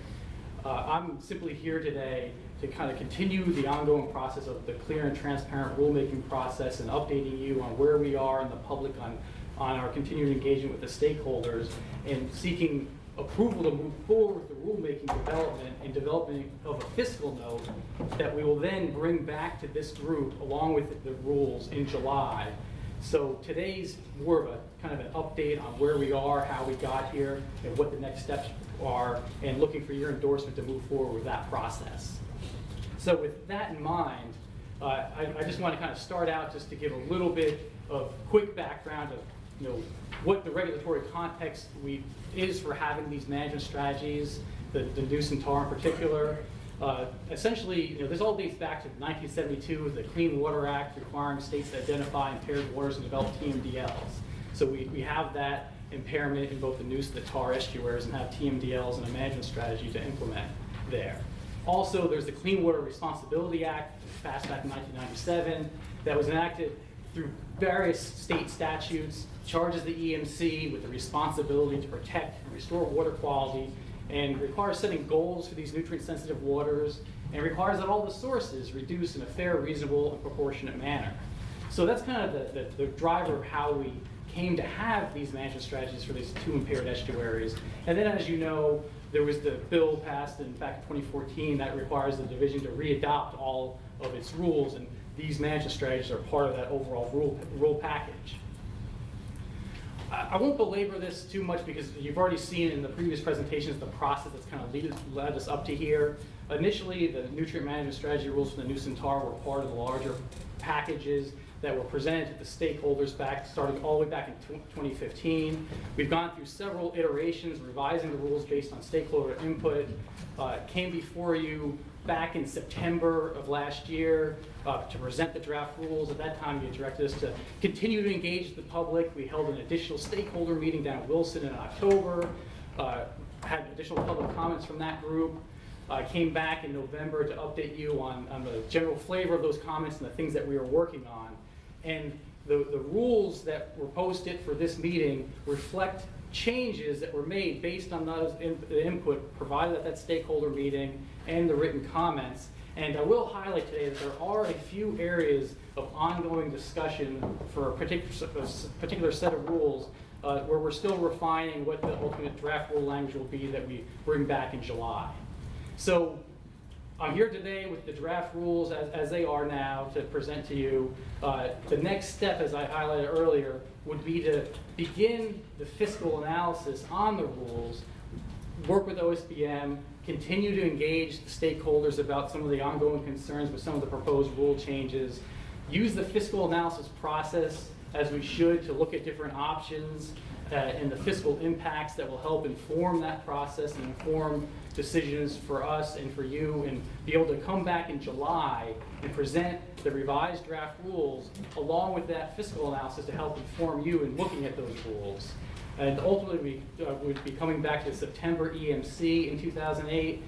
At that time, in September of 2008, we'd be asking for permission to go out to public notice and have our official public hearings and public comment. And again, the overall goal is to receive EMC adoption by 2019 and RRC adoption by October 2019. Mr. Chairman. Yes. Just for clarity, and I appreciate Mr. Heisman giving us his suggestions, but I would remind the committee that we do have an action item on the agenda today. And this does belong, these are our rules and these belong to the EMC. Yes. And I think the decision we go of how we lay our calendar out from this point with these rules is up to this committee. And I do believe we've been at this a long time. And as we go through these at the end, I believe we're at a point where this committee can take over these rules and make the tweaks to help with the fiscal analysis instead of having the ping pong that seems to be going on. So just a reminder, these are our rules. This is an action item. It does belong to the committee right now. So I appreciate the recommendation, but I think you and your committee need to decide whether you're going to move this to the full EMC or take action to correct it yourself and move it on to the full Right. EMC. I agree, and something you said that I agree with, that there are some areas of concern where refinement is needed. I think those were your words. Yes. Yeah. I know I have some feelings about some of those areas of refinement, and I do believe that that's absolutely essential. That doesn't preclude you, I don't think, from looking at some of the fiscal issues that would be included in a larger fiscal note. But I do agree there's some areas of concern where refinement is needed. Right, and that's where we look at using the time between today and coming back in July as that opportunity, as we work on the fiscal note, as we continue to engage the stakeholders, refine those areas that need further refinement. Obviously, when we would come back in July, we would highlight where those refinements were made. And just to be clear, we look at the refinements that we're looking at, not in terms of expanding the scope, expanding requirements, more about refining the scope, adding options, and adding flexibility as we work on those particular areas. And I personally believe that those are absolutely critical. And I know I would like to be involved in developing some of that language. I don't know about other members of the committee, but I know I would like to be. And from my standpoint, this is not on the agenda as an information item. It is an action It's an item, action item. which means it's right to move to the full EMC. And if it's not right, we should have said that as an information item for him. This committee now has it, and so I think this committee can make most of the decisions about how to get it to the full EMC. But I just say that as he goes through the presentation. Okay. Mr. Chairman, Mr. Chairman, Yes, sir.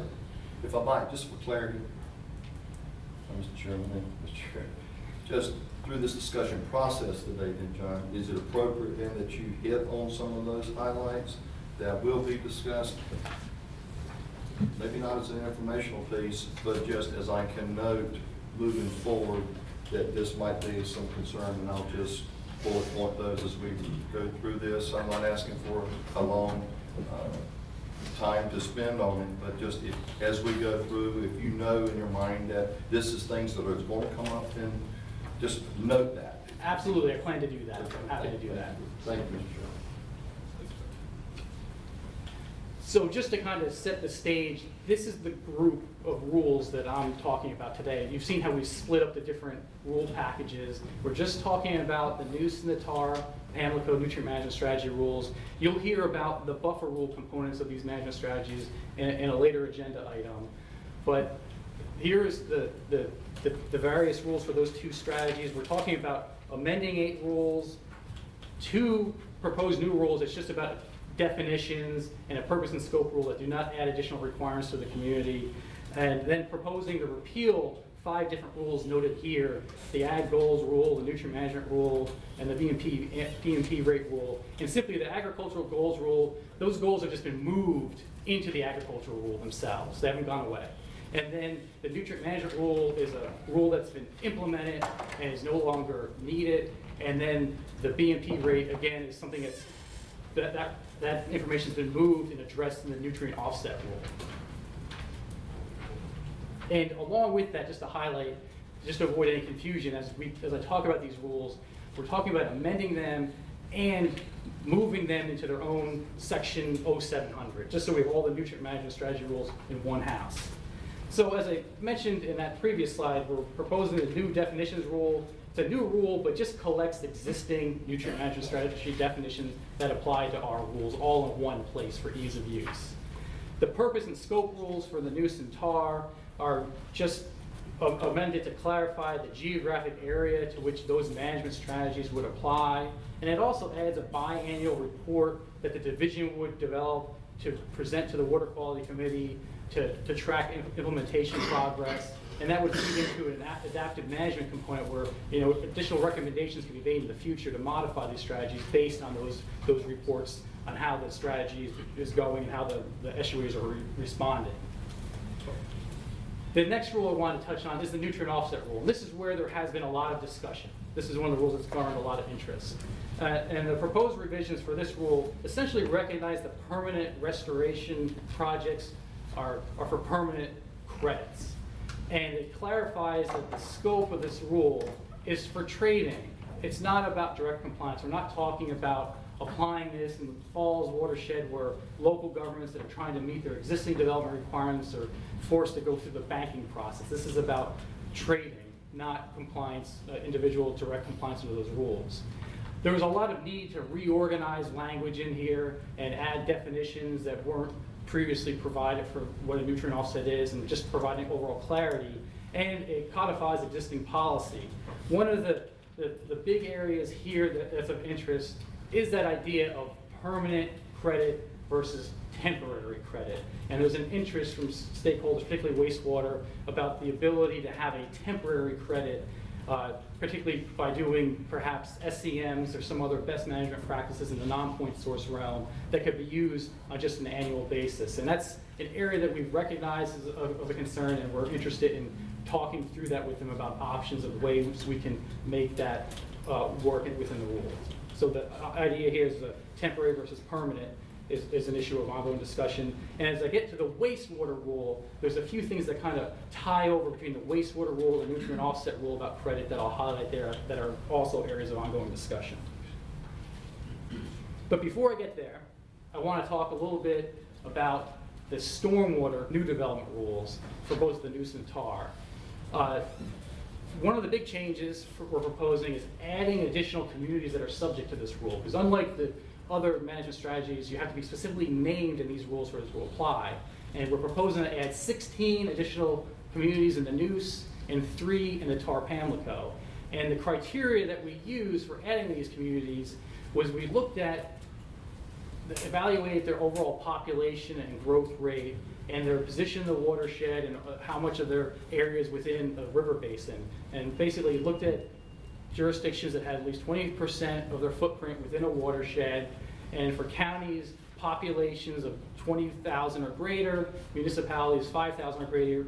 The idea there that they had a population size large enough for a tax base to support a stormwater program. Also looked at the overall population growth, whether or not they had at least 200 people added per year into their jurisdiction. Because again, just to kind of take a step back, when the initial communities were added under the Neuse rule, there's a lot of areas that have seen explosive population growth that are not currently included. So looking at this criteria is a similar approach to what was used previously to kind of bring additional communities in. And we also considered things like, are they already implementing a stormwater program like phase 2 where they have post-construction requirements, so they already have the mechanisms in place for implementing something like this? And also, are they already implementing a nutrient requirement? Like, are they a community that's split across the Neuse and the Tar, or falls in the Tar Pam, where they're already implementing a part of their jurisdiction and have that capability in place to add, to cover their entire jurisdiction?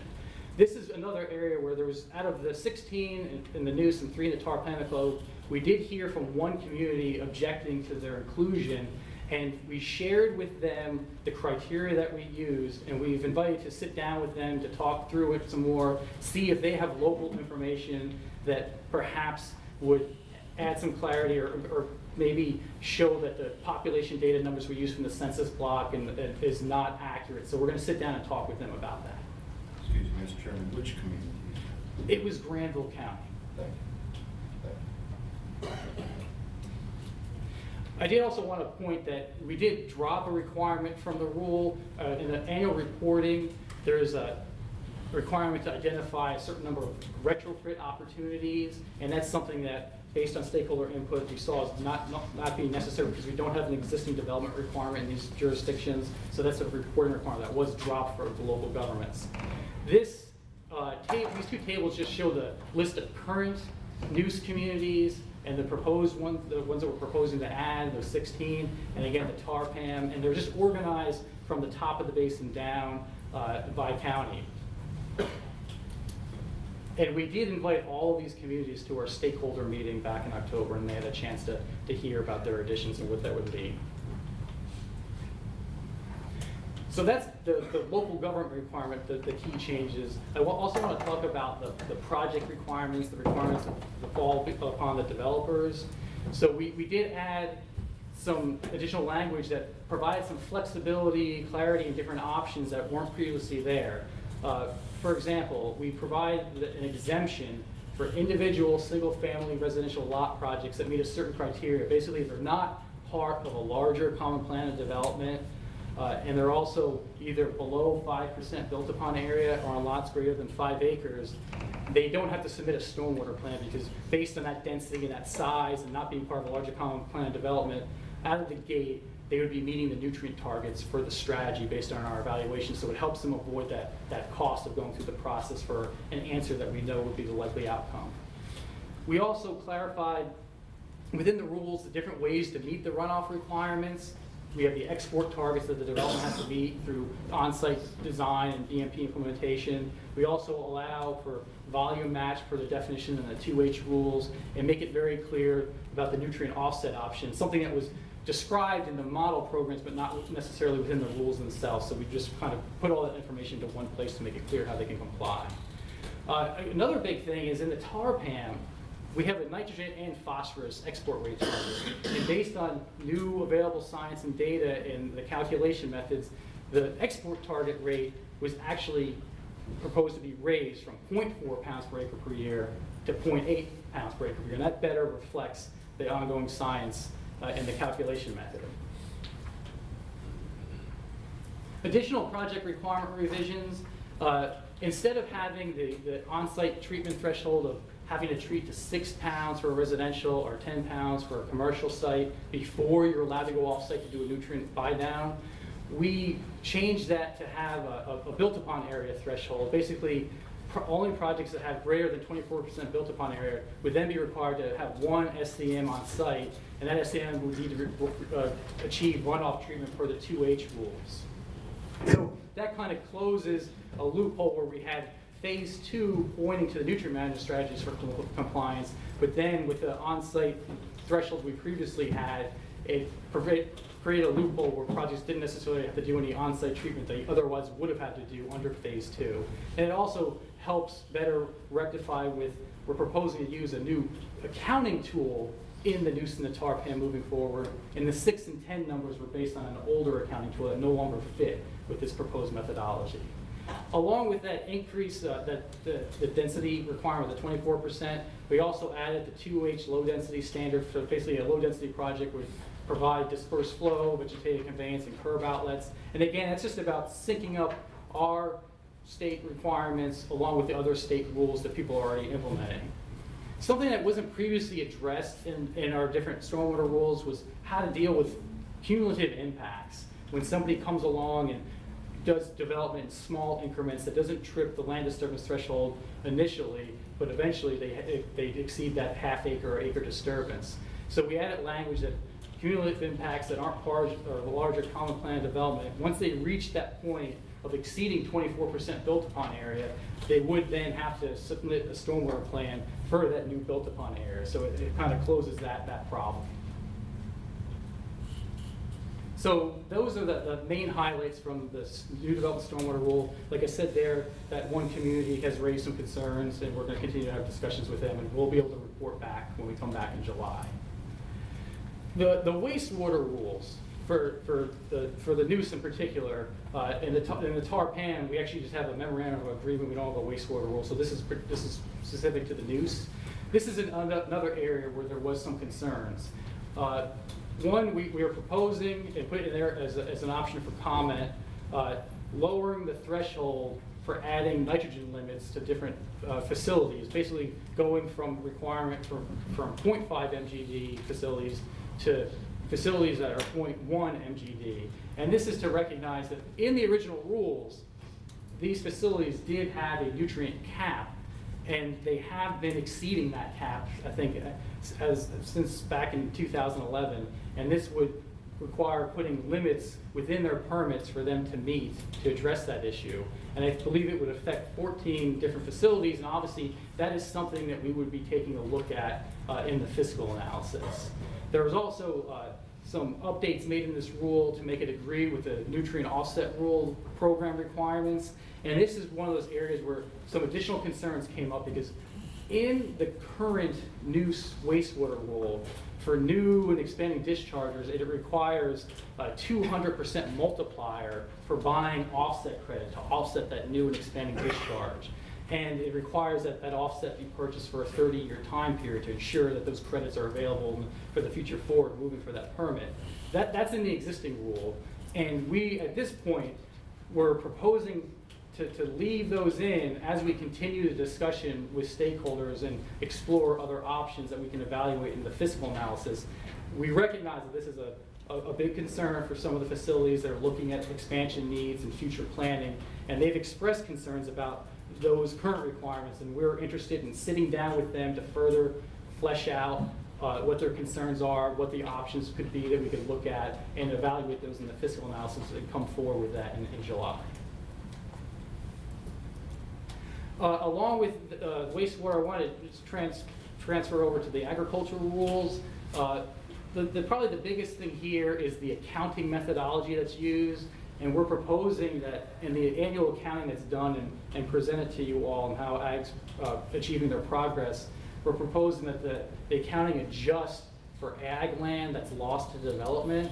And this is another area that's stakeholders that have raised concern about exactly how this would be done, and we'll continue to talk with them about that. But we did craft the language with this requirement, providing that flexibility. It doesn't prescribe exactly how it will be done. It's something that the division and the watershed oversight committees would work together on to find the best possible route for doing that. but it's an area that they've expressed concerns about. Along with that, other areas that haven't raised any issues are just including BMP standards, ADS practice standards for the different ag BMPs that are being implemented. And then we are proposing to adjust the annual reporting. Currently, the reports come to the water quality EMC for the use in tar. And this has been the case for the past 17 years, 15 years or so. And what we're proposing that they continue to do their annual report and submit it to the division, but it wouldn't have to go to the Water Quality Committee unless you request us to come, keeping in mind that we do have that biannual report that the division would be doing every 2 years, reporting on all of the sectors in the watershed, ag included, about progress and implementation progress there. So just to reiterate kind of the process that we're proposing moving forward is obviously today I'm here to request permission to initiate ongoing rulemaking, looking at the fiscal note, developing the fiscal note, continuing to work with stakeholders, and then come back to you all, we're proposing in July with those revised draft rules and a completed fiscal note to the Water Quality Committee. After that, we would come back in September to the full EMC to request permission to go out to this public comment, the 60-day public comment and hearings, and assign hearing officers with the overall goal of getting EMC adoption and RRC adoption approval by early 2019. So my official action request was requesting to begin the rulemaking process for proposed amendments to the nutrient strategy rules labeled here, and the proposed adoptions of new rules, the 0701, and definitions and purpose and scope. So again, I recognize it's a little confusing. This seems more like an information item, but we did think it was prudent to come forward and keep things in the open public forum and get your endorsement to move forward as we continue to address these issues, continue to engage stakeholders, and work on the fiscal note to come back to you in July. Thank you. Very good and a little contentious. You've seen the email train. Comments, questions, concerns from the committee? Before you ask, I have one question. You said early 2019 is the target? Ultimately, the target, I believe, for all of our rules is to get RRC approval by October Of 2019. So we would be looking to come to you all, obviously, well in advance of that, to give a couple shots if things get contentious. So we're looking at, trying to, it might not be early. I guess I should take out early. It's not in 2019. Sometime early to mid. Early to mid. Oh, Yeah. A little bit of a sliding scale.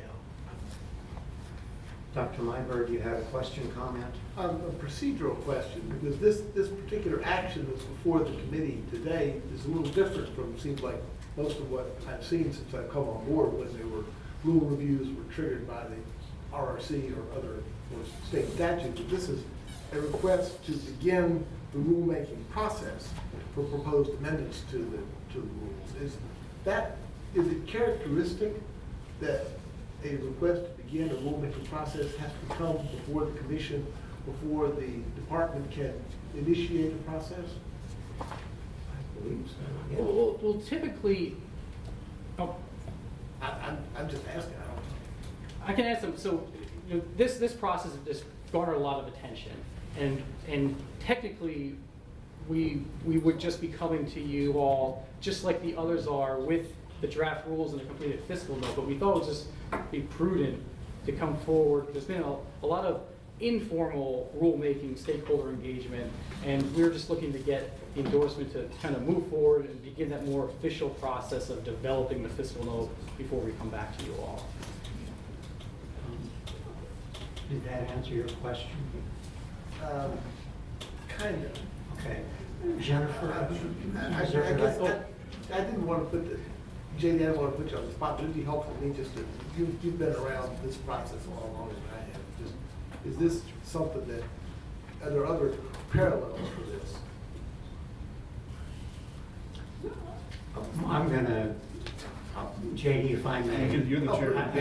I think because we're taking things out of one set of rules and creating new rules and all, there's a lot of ramifications to what we're doing that are somewhat new and somewhat unique. We've had this before us several times. They've gone out to gather comment Right. from public, from stakeholder groups.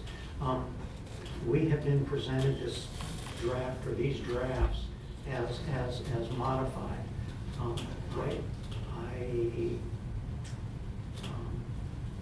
I would like to make some changes to the draft Right. and then have some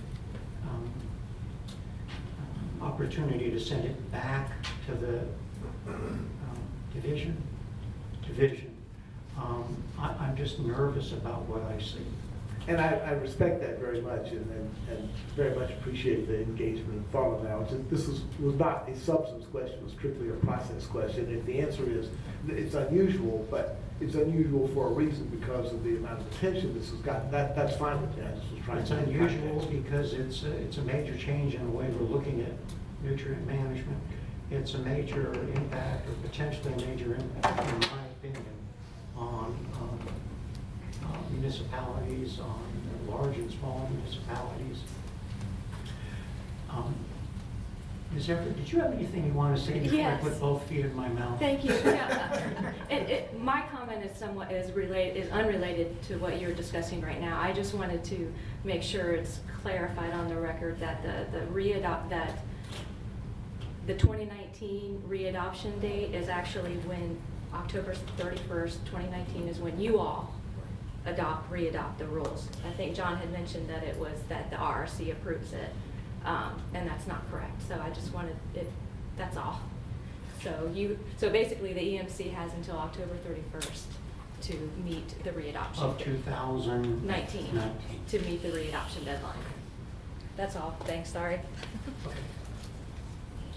Dr. Myberg, did you Yes, have I did any? have there was that procedural question. I had one of just, it was striking that this discussion comes up at the same time that we're going tomorrow have on the agenda to act on the basin plan status report, which has been reworked from the discussion we had back in November. And I was just struck by the section in that report that seemed relevant, which said that despite the apparent successful implementation of reducing nutrient loads from municipal wastewater facilities and several, this is to the news, and several agricultural practices, the goal for reducing total nitrogen by 30% has not been met. Data collected over the last several years indicate that organic nitrogen is increasing, and additional information about organic nitrogen can be found in section 3.2.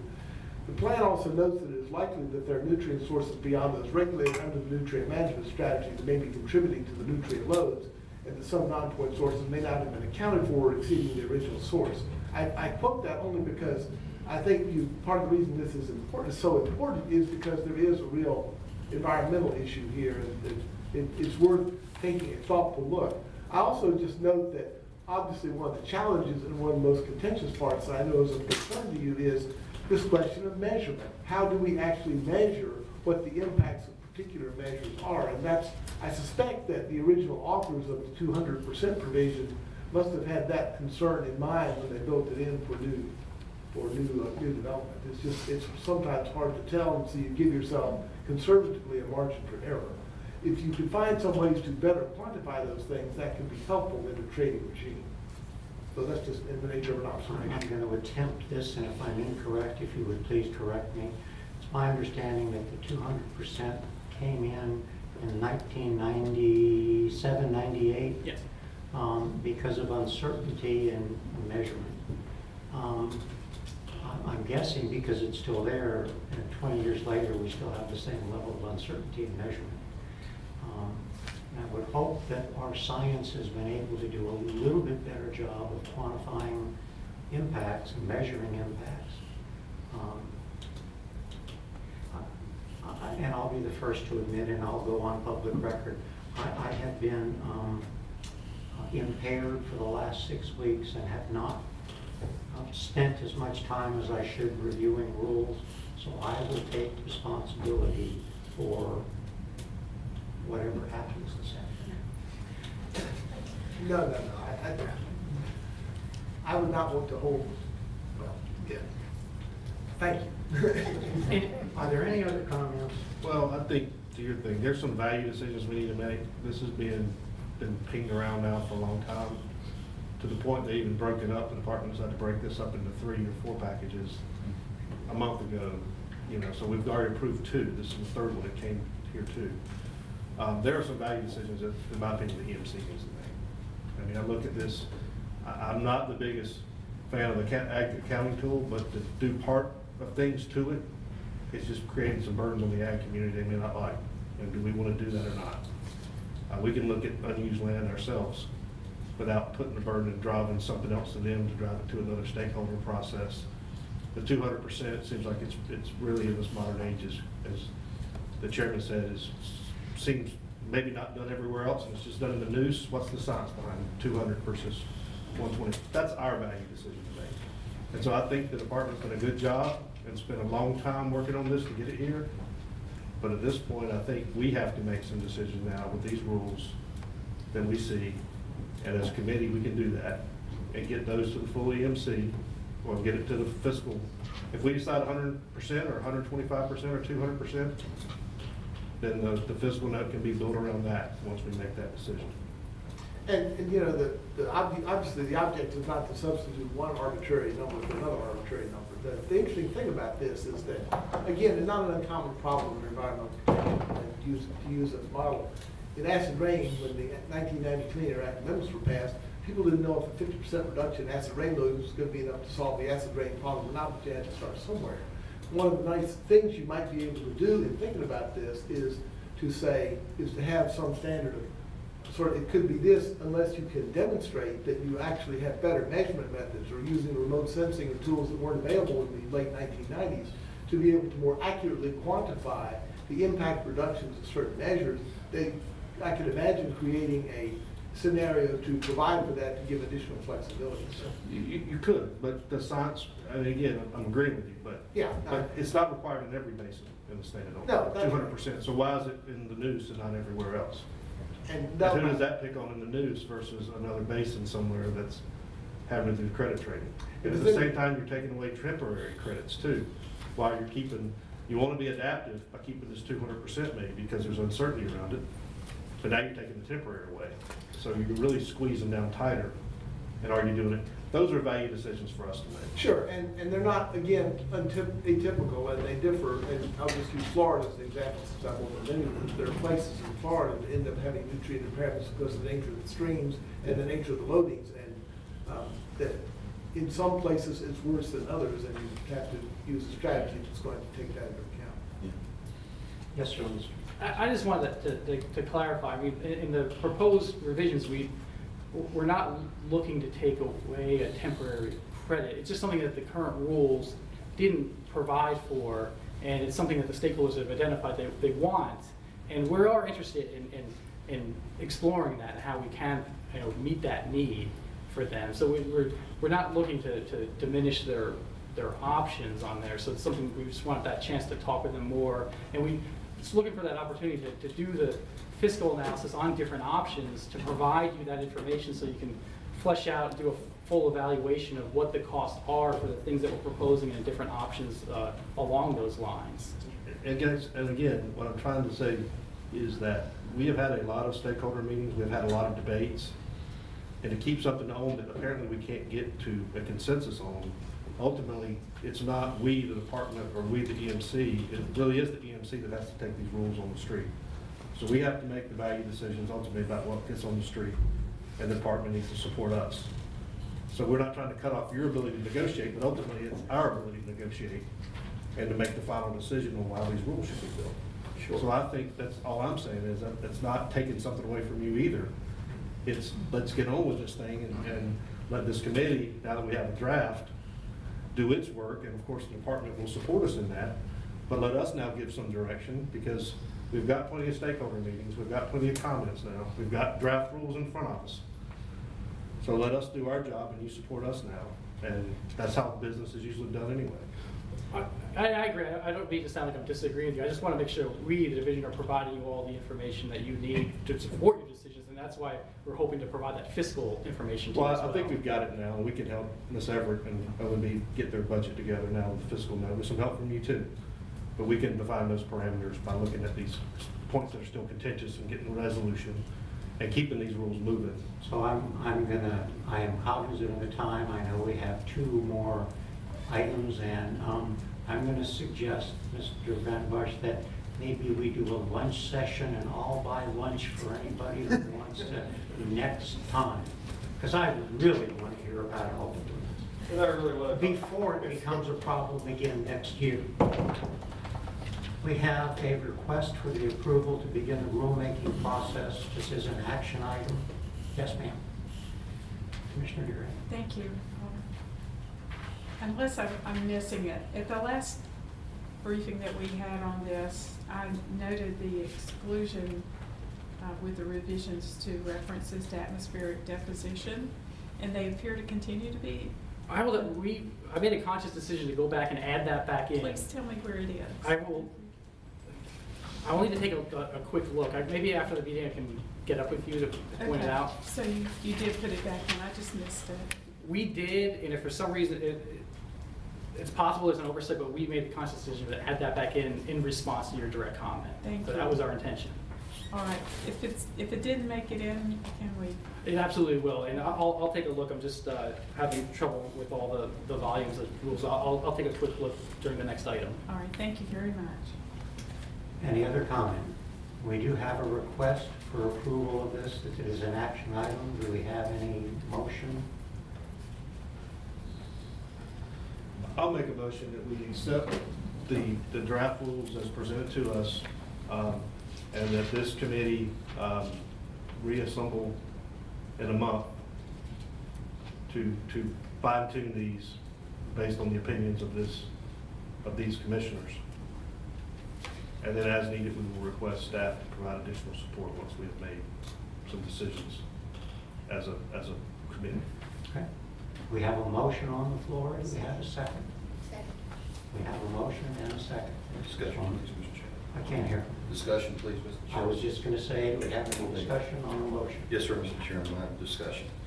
A concern about the addresses cumulative impacts on project requirements, not part of larger common plan of development. Common plan of development, can you define larger common plan of development?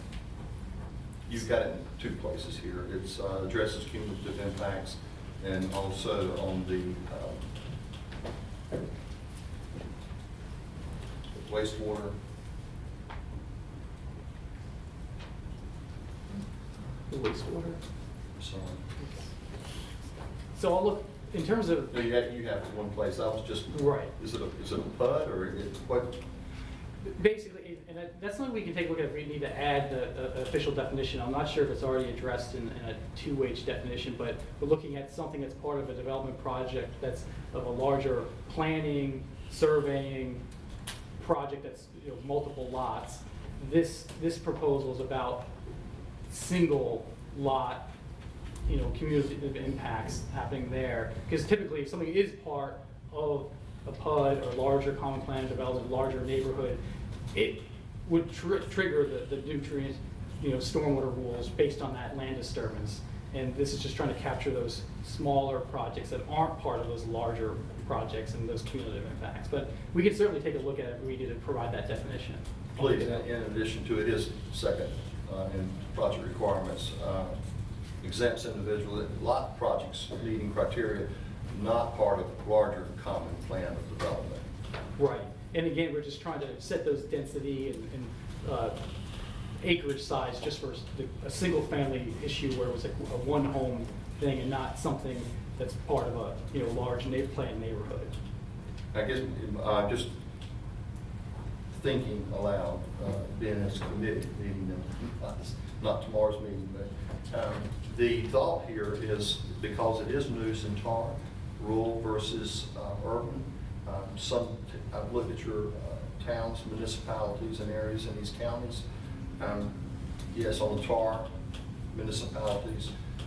But here again, because of annexation rules, wastewater, concerns moving forward as far as cost, if counties have projects in the rural areas for wastewater with its contiguous properties, that's where I was trying to get large projects, defined projects, large common projects or small projects in rural areas because of lack of being able, you can annex it, as you know, but it's involuntarily.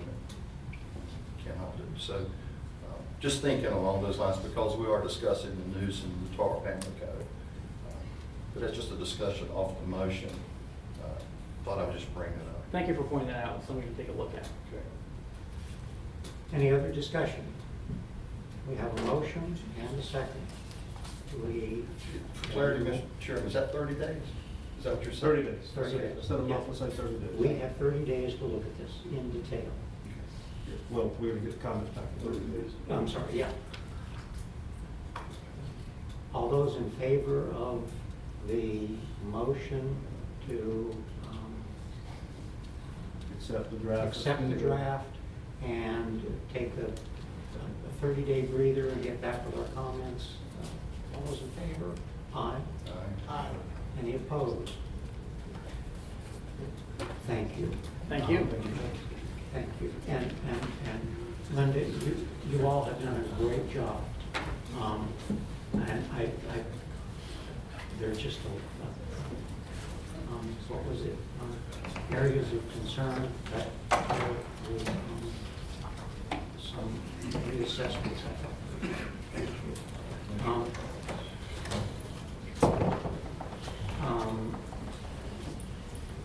We have item number 5, request approval to proceed with EMC with water quality permitting rule 15A NCAC 2B 2H. It's an action item.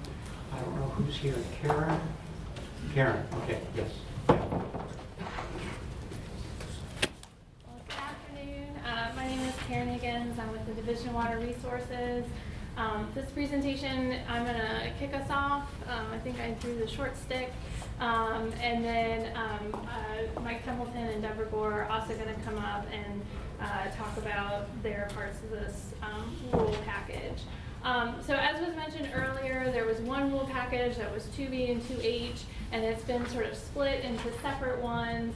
And so our package covers the water quality permitting rules that are in 2B and 2H. And so this table kind of gives a summary of the subchapters and the sections that are included in this agenda item. We met with Commissioner Deerhake earlier this week, and she had requested a list of each rule, a little clearer table. And so I do have, they're giant, but I have one for 2B and 2H that might be helpful.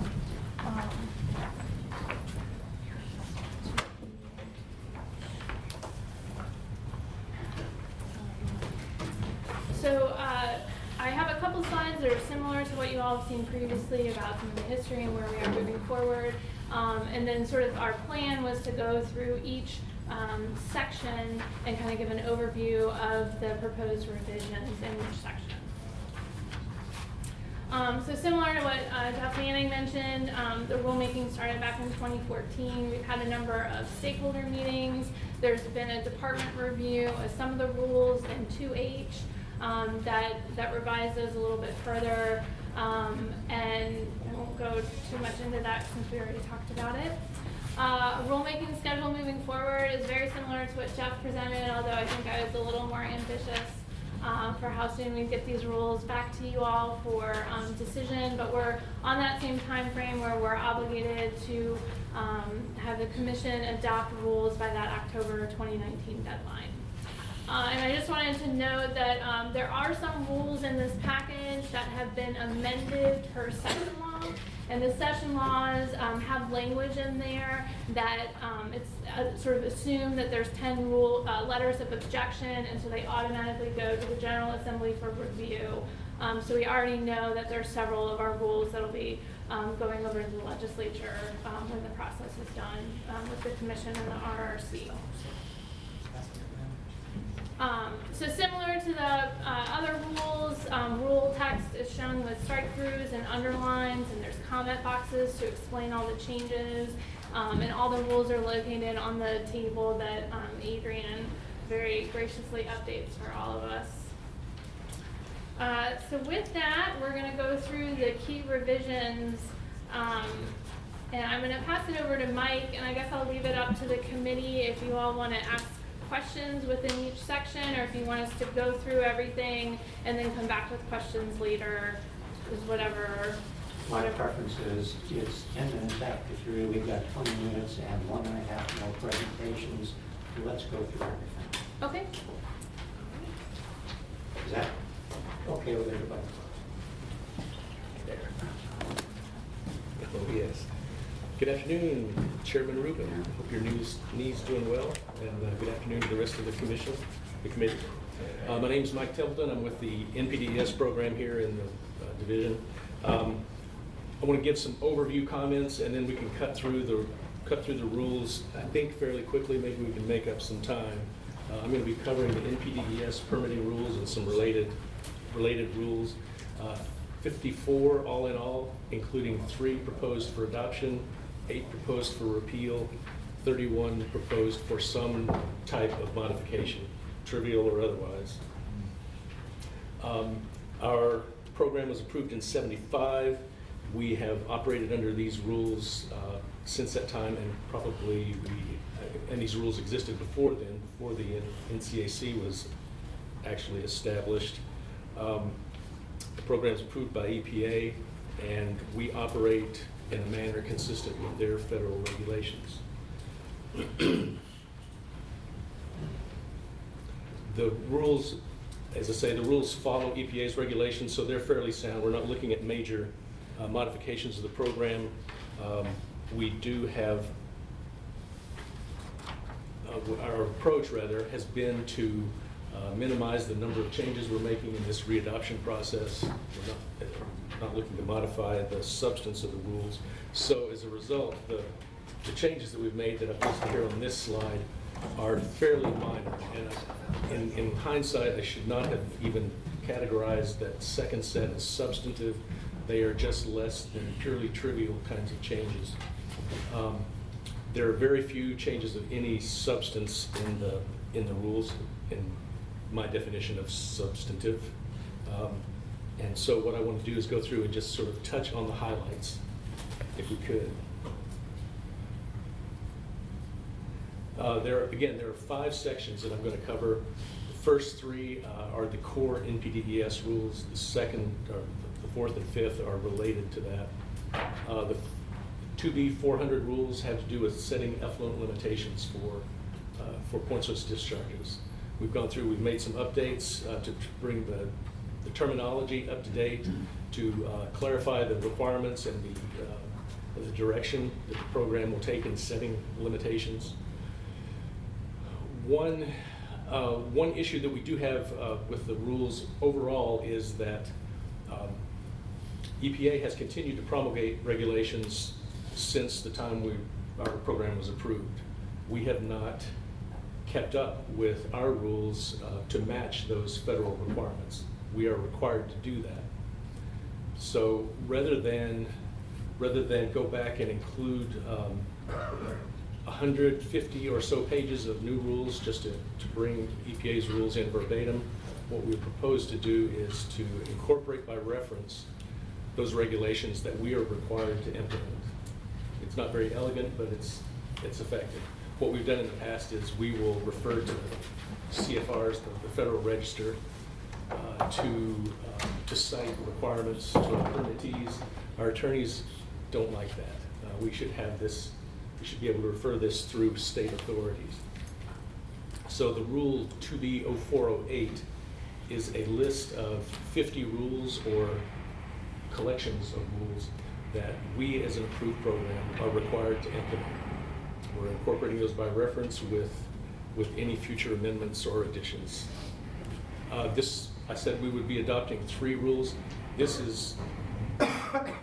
adopting the same rule in 3 different sections. So it's 1 rule 3 times. Section 500 has to do with, not with effluent limitations, but with monitoring and reporting requirements for discharges. Again, we've made some clarification and some updates to these rules, and we added the incorporation by reference rule, similar or identical to the rule in the previous section.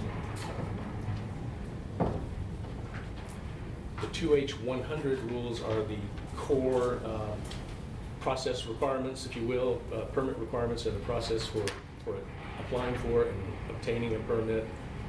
Again, we had some significant updates here. What the application forms are, what the fees are, the process, the SEPA requirements, all that. In the course of the department review, our council recommended certain changes to the language regarding site entry and confidentiality of information. So we've incorporated that language per his recommendations. It's more for clarification than anything else.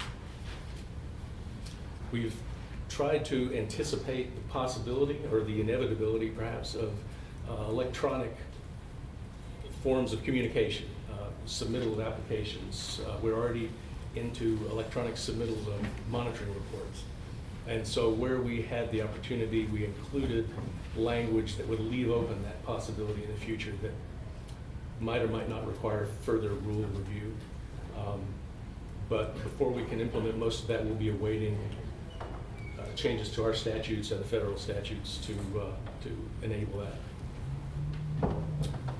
And once more, we've incorporated a new rule that incorporates all of the federal regulations by reference. Section 400 is concerned with coastal waste issues. It was adopted at least in '76, and I'm not sure if it was before that or not.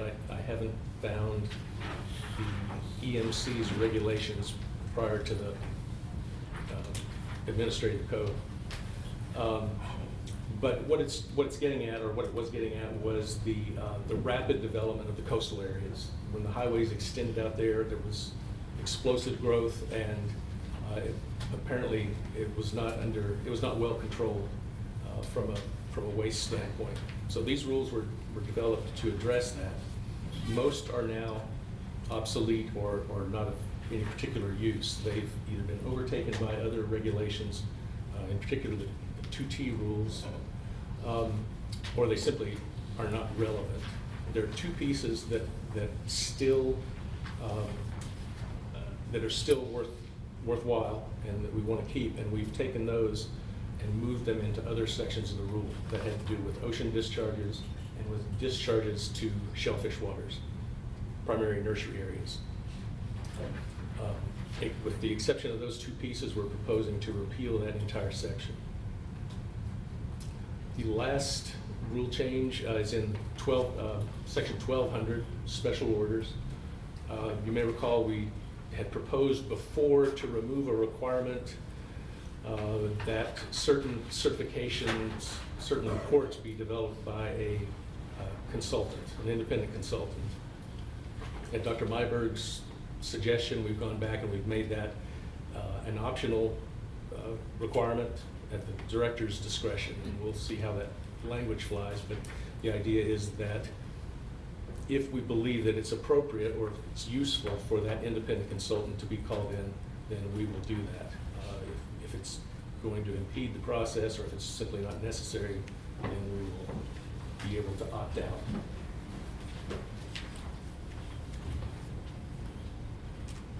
And that is the last of my rules. If you have any questions, I'd be glad. Oh, we're waiting to the end, is that right? Okay, I'll sit down, and next up is Deborah Gore.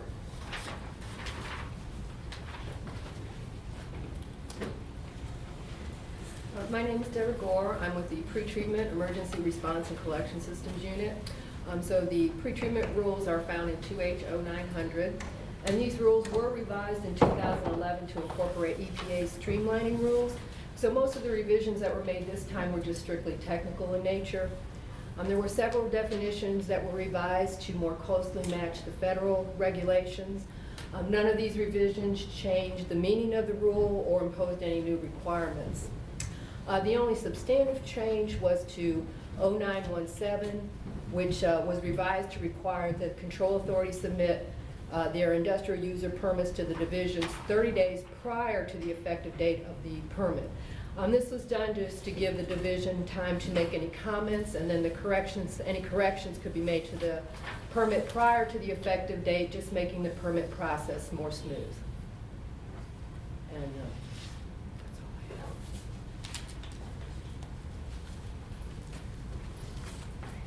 I have. So round robin of DWR staff. Okay, so I'm going to talk about a couple more rules in 2H and then go back to 2B. So in 2H 0500 are the 401 water quality certification rules, and 2H 1300 are the isolated wetland and water rules. They're very similar, so I'm talking about them together. The rules were kind of updated and reorganized a little bit. We found that there were areas that were repetitive or split out that didn't really make sense, so we kind of reorganized those. We're proposing to remove, we still have a paper mailing list that we use in addition to our email list, our website, and sometimes we also post things on the newspaper, so we're proposing to get rid of the mailing list. And I forgot to put it on my slide, we're also proposing to remove posting our public notices in the newspaper. The vast majority of our public notices are actually done through the U.S. Army Corps of Engineers, so it's pretty rare that we have one triggered, and so we almost always forget to do it in the newspaper. So we're asking to remove that requirement. One of the big things that we're proposing to change is the mitigation language. Right now we have definitions for restoration, enhancement, and preservation. We're proposing to just reference the federal definition so there's no inconsistency between the two agencies. We are proposing to codify the stream impact mitigation triggers. Those have been modified twice by the General Assembly. So we're trying to codify those requirements per their order.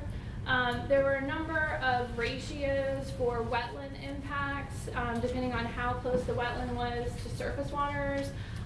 Those ratios have never been used or understood. They've never been implemented. They're fairly cumbersome, and if they were to start being implemented, it would be very expensive. And so we're proposing to remove those unused ratios. Because we're removing those ratios, we're removing the requirement for 1-to-1 restoration or creation for wetlands. Is that if we kept that in there, there would be no opportunity for enhancement or preservation. Some of the feedback we've gotten is that there's concern about 100% of mitigation coming from preservation, so we're proposing to kind of put a cap on that to kind of offset that concern. With the isolated wetland rules, there were a number of changes required by the General Assembly from a couple session laws in 2014 and 2015.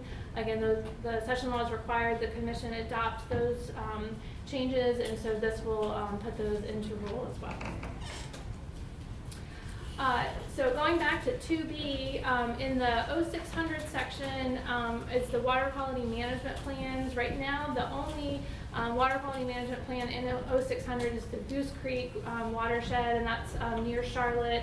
That was adopted back in 2009, and it's protective from the Carolina Heel Splitter. There's not a lot of changes proposed to that strategy. The main changes are in the stormwater rule, and as Julie mentioned earlier, similar to water supply, the intent is to update those to be consistent with the new stormwater rules that have already been through the rule readoption process.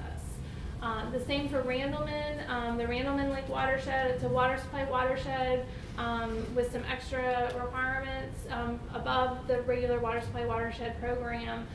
We're proposing to move that to the nutrient strategy section, and again, the major changes there have to do with stormwater and kind of updating those to reflect the proposed changes Julie talked about earlier and the stormwater program changes. So then the final part in this package is the riparian buffer rules. So there are currently 6 riparian buffer rules, or 6 watersheds or basins that have riparian buffer rules. The only one not included here is Jordan. Jeff Manning mentioned that earlier, that's not included in these packages.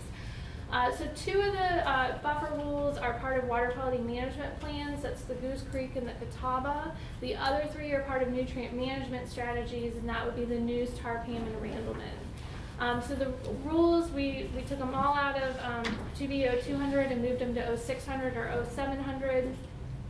They've been kind of overhauled. The buffer rules and the nuisance tar hadn't been updated since they were first adopted in 2000 and 2001. And we've had some newer buffer rules, and we've learned some things. We've incorporated a lot of those, moved things around, tried to make it a lot more user-friendly. There have been a number of session laws passed about the buffer rules. I'm sure there will continue to be. So we've incorporated those that have been adopted up till now. We have a number of clarification memos that are sort of how we understand the rules to be that we're codifying. The EMC issued an interpretive ruling on the NRCS soil survey maps to use, and so we're codifying that as well. One of the things we did with these rules, there is some discussion about whether to consolidate them all into one rule or keep them separate. And there was some input from the stakeholders to consolidate where we could, sort of like what the stormwater program did, where they consolidated where they could. So we consolidated all the definitions into one rule, the forestry requirements, and then the process for the different approvals into one rule. The rest of the requirements in the buffer rules are still each in their own rule. We've added a new category of use that's allowable with exception. That's for things that are not in the table of uses. So those of you that are familiar with the buffer rules, there's an enormous, lovely table of uses that everyone loves. But we haven't thought of everything, and we won't think of everything. And so there's a whole list of uses that we haven't thought of. Right now, those are prohibited and require a variance. Most often, those are the types of things that come before the commission for those major variances. There was a Supreme Court ruling at the state level about a local government ordinance about whether you could really prohibit things that weren't included. And the decision was, you have to tell people what's prohibited. So we sort of came up with this new category, allowable with exception. It's similar to the variance process that we currently use, but it's not a variance. So it's kind of using that buffer authorization protocol, and the decisions would be made at the division level, not the commission. We've modified the hardships and procedures for variances and buffer authorizations. We are proposing to remove the diffuse flow requirement and instead provide a variety of options to manage stormwater. Some of these are currently allowed, some of these are new options. And then a few of the rules, we've added some additional provisions for single-family residences on existing lots. So I've been asked to kind of talk about, in 2016, the General Assembly asked the Commission and the Department to do a study, and I won't get into everything that happened with that study, but the Commission had a study and they put forth some recommendations and some considerations, and I was asked to kind of go through each of those and talk about how they were incorporated into the buffer rules. So one of them talks about expanding the grandfather provision that's currently in the nuisance tar. So that's a session law passed by the General Assembly in 2011 and 2012 that allows sort of encroachment into Zone 2 for single-family lots that couldn't otherwise be built. The way the rule or the session law is written, that only applies in nuisance tar. The commission proposed to add that to Randleman and Jordan as well. Jordan's not here, we did add that to Randleman. One of the other things the commission proposed was to broaden this provision to allow further encroachment into Zone 1. That's also something that we added in the nuisance tar and Randleman buffer rules. The commission talked about modifying the variance process as it's currently cumbersome and time-consuming for the applicant, DEQ staff, and the commission. The commission proposed to remove the requirement for major variances to be heard before the commission and allow the decision to be made by the division, and that also has been incorporated into the proposed rule revisions. The commission proposed to change the hardships, and in particular, there's one hardship about requiring that the applicants have purchased the property prior to the effective date of the rule. The commission recommended removing that. That has been removed. And then there was also, the commission indicated it would clarify that a change of ownership through purchase or inheritance is not a change of use. That existed in a couple of the rules, but not all of them, and so it's been added to all of the rules. There were two other provisions in that report where The commission said they would evaluate whether to do a couple things. The first one being the commission will evaluate whether exemptions for existing lots should be expanded into Zone 1 and Zone 2, looking at both commercial and residential. So the way it's proposed right now is, again, the division is proposing to add 2 new uses for single-family lots. One, sort of expanding that session law to allow single-family residences to go into Zone 1. And then we're also proposing, the way that session law is written, it talks about necessary infrastructure, but sometimes we see things that aren't necessary infrastructure, like somebody wants to build a gazebo or a swimming pool or, you know, any number of different things. And so we're proposing to also add a use to allow impacts beyond necessary infrastructure to kind of address those comments that we've gotten. The final one talked about expanding view corridors, and the commission was going to consider whether to sort of look at, there's view corridor use in the Catawba buffer rules, and so the commission was looking at whether to add that to some of the other buffer rules as well. The division looked at that and also looked at a session law that was passed in 2015 that kind of looked at view corridors and removing woody vegetation. And the way the session law is written, it says that the EMC shall amend its rules for the protection of existing buffers to provide for the case-by-case modification of the requirements for maintaining woody vegetation in the buffer upon a showing by a landowner that alternative measures will provide equal or greater water quality protection. And so when the session law was passed, we met with General Counsel's office to try to understand exactly what this meant. And we are sort of going off that interpretation. We feel like the way the uses are written in the Catawba would not be in line with the way that session law was written. So right now, the way it's proposed is there's a new use added in the news tar in Randleman to allow for removal of woody vegetation as an allowable with mitigation use. So that would allow that case-by-case approval, and then the alternative measure would be the mitigation. So that's sort of the division's kind of understanding of how to kind of make those two ideas work together. So with that, we are requesting the Water Quality Committee approve all the rules in the sections to go to EMC for public hearing. I did want to mention, I think a few of the other rulemaking packages trigger a fiscal note. This package does not trigger a fiscal note. It simply requires a regulatory impact analysis. So we would be bringing that to the full EMC in March as well. And with that, I'll step away. Mr. Chairman, question. Case-by-case basis, I'm sort of confused too, for clarity. Case-by-case basis, will local government have an input with that case-by-case basis on a county level being identified as local input? So the way the buffer rules are currently written, there are some local governments that implement the program, mostly in the Jordan and Randleman. There's a few local governments in Neuse and Tar that have requested delegation, but for the most part, the buffer rules are implemented at the state level. So the landowner applies to the state for that, it's called a buffer authorization. So that, there's usually not a lot of local government input in that process. Just trying to interpret the General Assembly, the law back then, and what enticed the General Assembly to come up with that So, rule. Did that come from county governments, or was that just in general throughout the state? So my understanding, there's been a lot of interest over the years about, the buffer rules are very rigid, and that creates a lot of angst for landowners, especially those that live at the coast and have waterfront property, and then have a buffer where they can't see the waterfront property. And so there's been a number of proposals brought forward that have passed or not or changed or whatever over time. I believe the way this started out was that there wasn't sort of that case by case. It was just folks that wanted a waterfront property could clear it.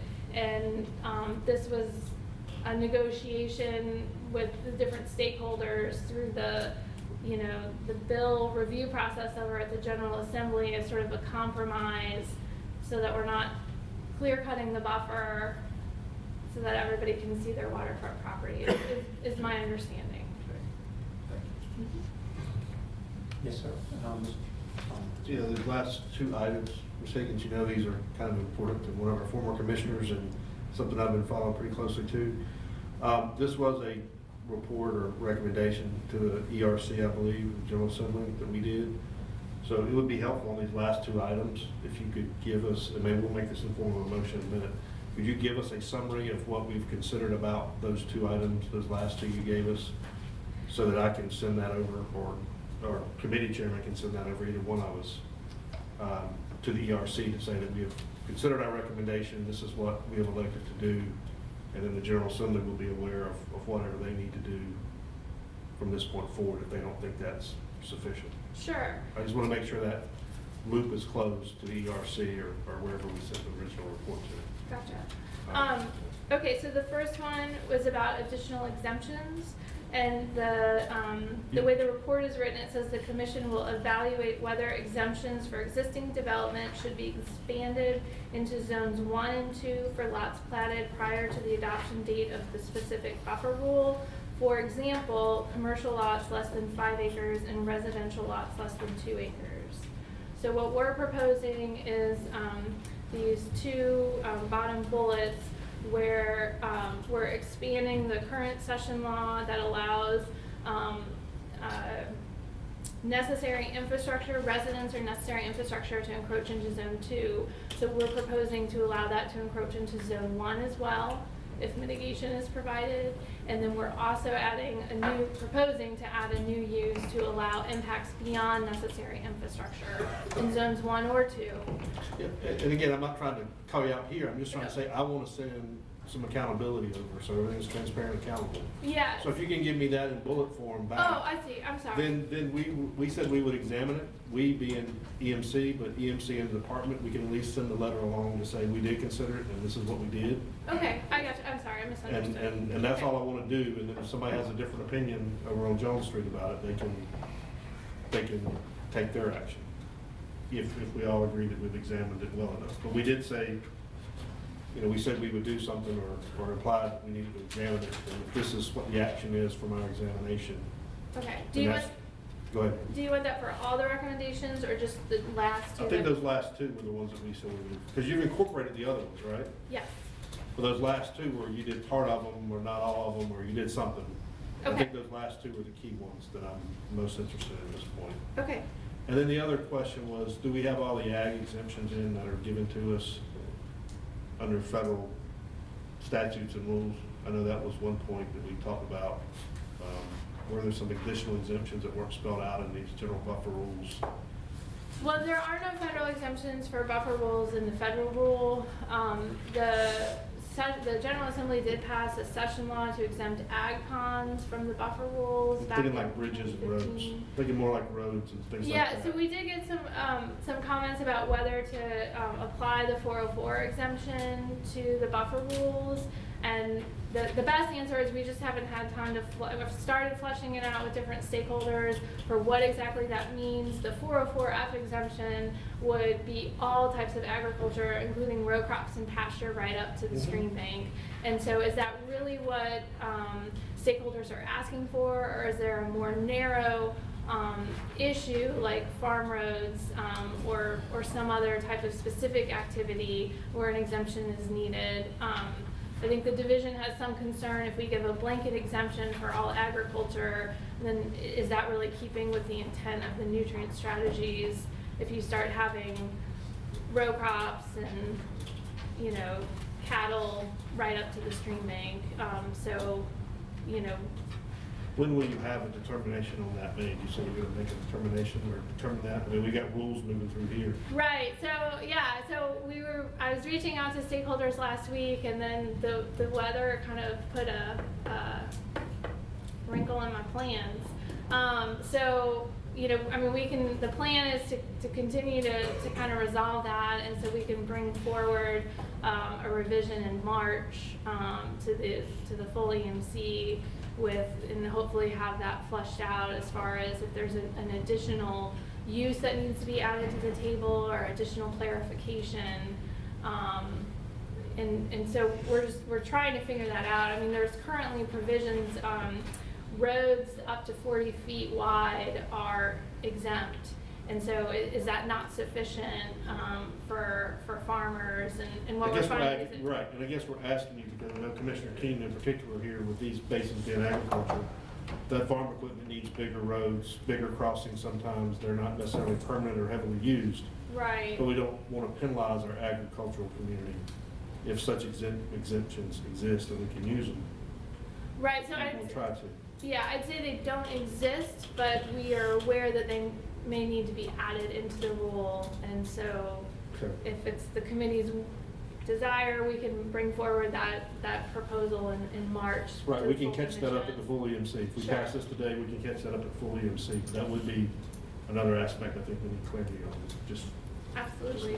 And for clarity, Mr. Chairman, on clarity two, provisions for single-family residents on existing lots, just for clarity, subdivisions that have been already approved by county governments to be built in rural areas outside city limits.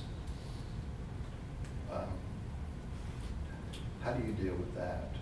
You said family residence on existing lots. I just want clarity on existing lots, defining that.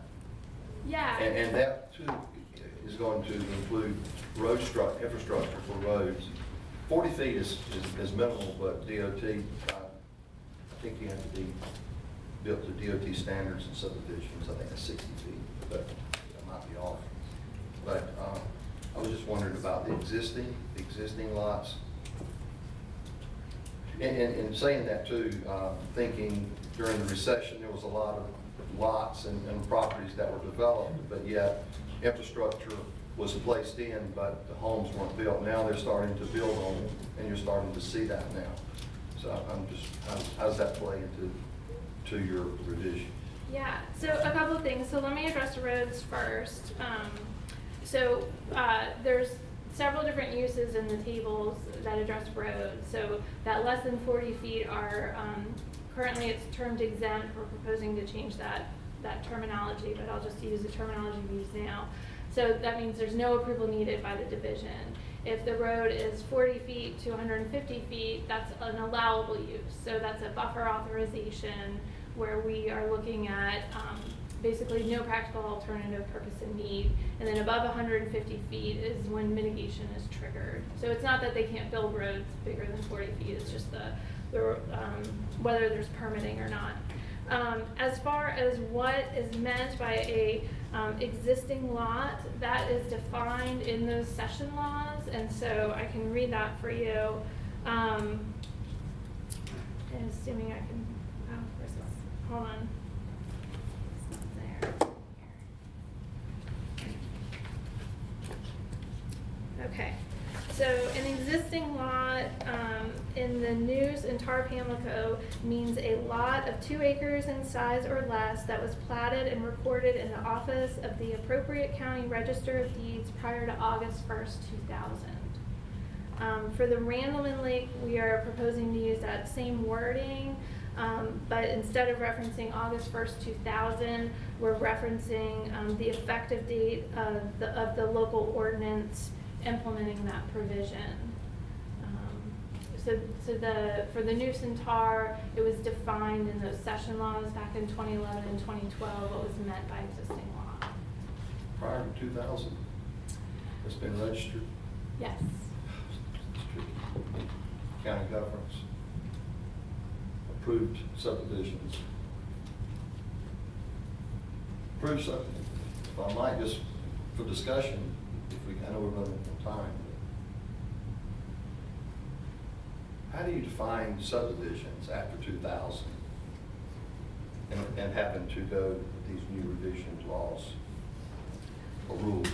Well, it doesn't, it just has a lot of 2 acres inside, so it doesn't necessarily have to be part of a subdivision. You said or less, 2 acres or less. 2 acres or less, right. So, if it's a lot, 2 acres or less, and it was platted before the rule, then it meets that term existing lot, in the session law.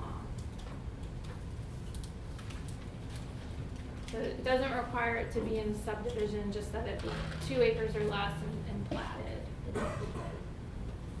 Thank you. Yes, sir. I have one very narrow question, which is that in subchapter 2H, 1300, that only applies to the areas that are not subject to section 4 of the Clean Water Act, correct? That's correct.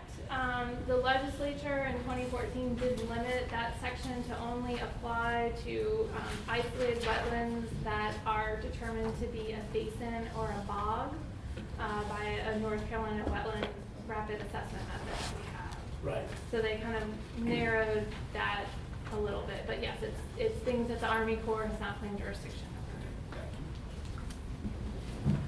Yes, ma'am. Ms. Deary. Thank you. I'll be quite honest, this was quite overwhelming to me. It was a lot of information. There is a lot of similarity amongst all the tables, and one reason I met with them was to try and see if I could come up with some general observations about how things are consistent across these different regulated areas. And so they were very helpful with that. Upon finishing that conversation, I still had 2 or 3 things that I wanted to raise to the committee, and they're aware of this. One was the definition of wetlands, and the proposal includes deletion of a parenthetical description of synonyms, or maybe portion, a subset of wetlands, which is marshes, swamps, maybe bogs is in there too. And so we had a conversation about, from a legal standpoint, and the fact that the original water quality legislation used terms such as that rather than the word wetland, what the pros and cons were of deleting that parenthetical description from the words, the meaning of wetland. Would you like to address that, if I could ask Karen to address that? So I'm happy to. I do want to point out the wetland definition is in 2B0202, which is actually in Jeff Mann. Yeah, thank you. So But there was some crossover between. Yeah, we two certainly use it in the permitting programs. So if that, is that okay? Even though it's a different agenda item. Okay. Sorry, I didn't raise it earlier. Okay, Yeah. Did you want to talk about it? or- Yes. Yeah. Okay. So Karen explained to me her opinion on the benefits of deleting the parenthetical statement as meaning that it would offer wider room for interpretation and be less narrow. Is that the way I understood you to say it? Yeah, I mean, a couple things. So, it's swamps, marshes, and bogs, which when I think of, I think when the general public thinks of those, they think of things with standing water. And as many of you know, often wetlands don't have standing water throughout the year. So there's some concern about whether that gives sort of what the commission's intent is, including those. Is it to limit the scope of what the wetland definition includes, which may or may not include all things that are currently waters of the U.S. wetlands today. And then we've found that when rules talk about wetland, something generally includes is not always the most helpful rule language for us in implementing those rules and trying to understand what the commission's intent is for what they did and didn't include kind of in that general descriptor. My interest was to ensure that there were no legal questions that could arise in the future that tie back to the legislations, the original legislation, where those words are used, but they're no longer used here. And I really need more legal advice on that, whether it helps or hurts to keep the parenthetical descriptions in.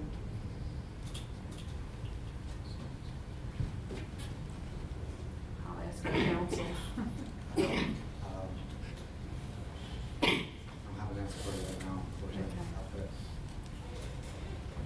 Well, if you want my opinion on it, Yes. because it's in the definitions in the 202 rule, it's my opinion that the first sentence that we're keeping that talks about the saturation and the conditions is descriptive enough to definitely include swamps, marshes, and bogs. So they're already included in the description, in my opinion. I'm sorry. May I go back? I completely, we're talking about inclusiveness versus exclusiveness, and therefore we're not limiting the definition to only those things, but in fact having them inclusive as part of examples, Right. right? Yeah, parenthetical examples.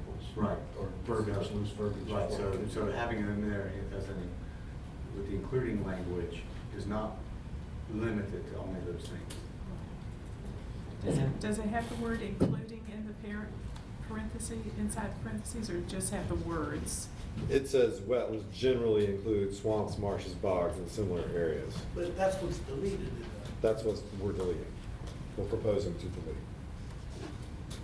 And I just say, I agree, you and I like the definitions, because I think they're critical for decision making, but I don't like the parenthetical here, because I think there's a legal definition that may move around, and I'd rather see us tied to whatever legal definition we've got. And if that's what we've done, then I'll let it go with it. If I was writing a report, I'd want the parenthetical with it probably.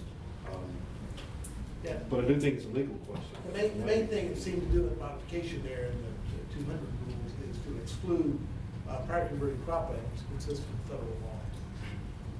That's the new addition to the, Right. to the definition. Well, I'll continue to give this a thought. But I won't interrupt at this point. If I may ask a few other questions.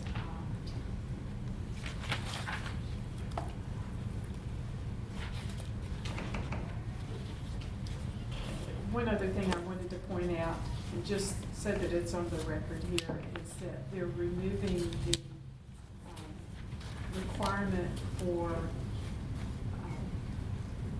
is it annual or routine training or continuing education for riparian buffer administrators. And that's a resources issue that has led to this deletion or removal of this requirement. And I do want it just to be on the record that I think that the state needs to provide resources, or resources need to be provided from some source for these riparian buffer administrators to continue to be educated and to be up to date on what needs to be done to administer the programs appropriately. So say that. Those are my two biggest points. But overall, again, it's just a tremendous amount of information to process, even though it's already been subdivided at least once or maybe twice for the commission. I will just, no one has to answer, but I'll ask, does everybody else feel comfortable that they can vote confidently that they fully understand all of the ins and outs of these amendments? There's a lot. Do we have any other comments or questions? Item number 5 is an action item. Request approval to proceed to the EMC with water quality permitting rules in 15A NCAC 02B and 02H, and I'm not going to read all of those sections. I have a question, I forgot who said it, I think it was you, Ms. Higgins, but who said it would not trigger a, remind me again the level of the regulatory impact analysis, isn't that about $1 million? So because, and Jennifer can probably do better, my understanding is because this is part of the rule review process, that if the rules are not going to be more stringent, then a fiscal note is not required. So that million trigger doesn't apply here because it's part of the rule review The $1 million process. trigger, I'm sorry to interrupt, but Mr. Chairman, the $1 million trigger comes in when the rules are determined to have a substantial economic impact.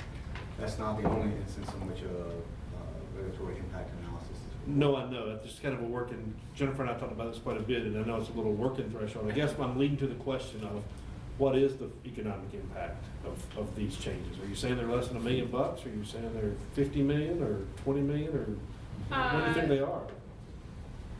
So,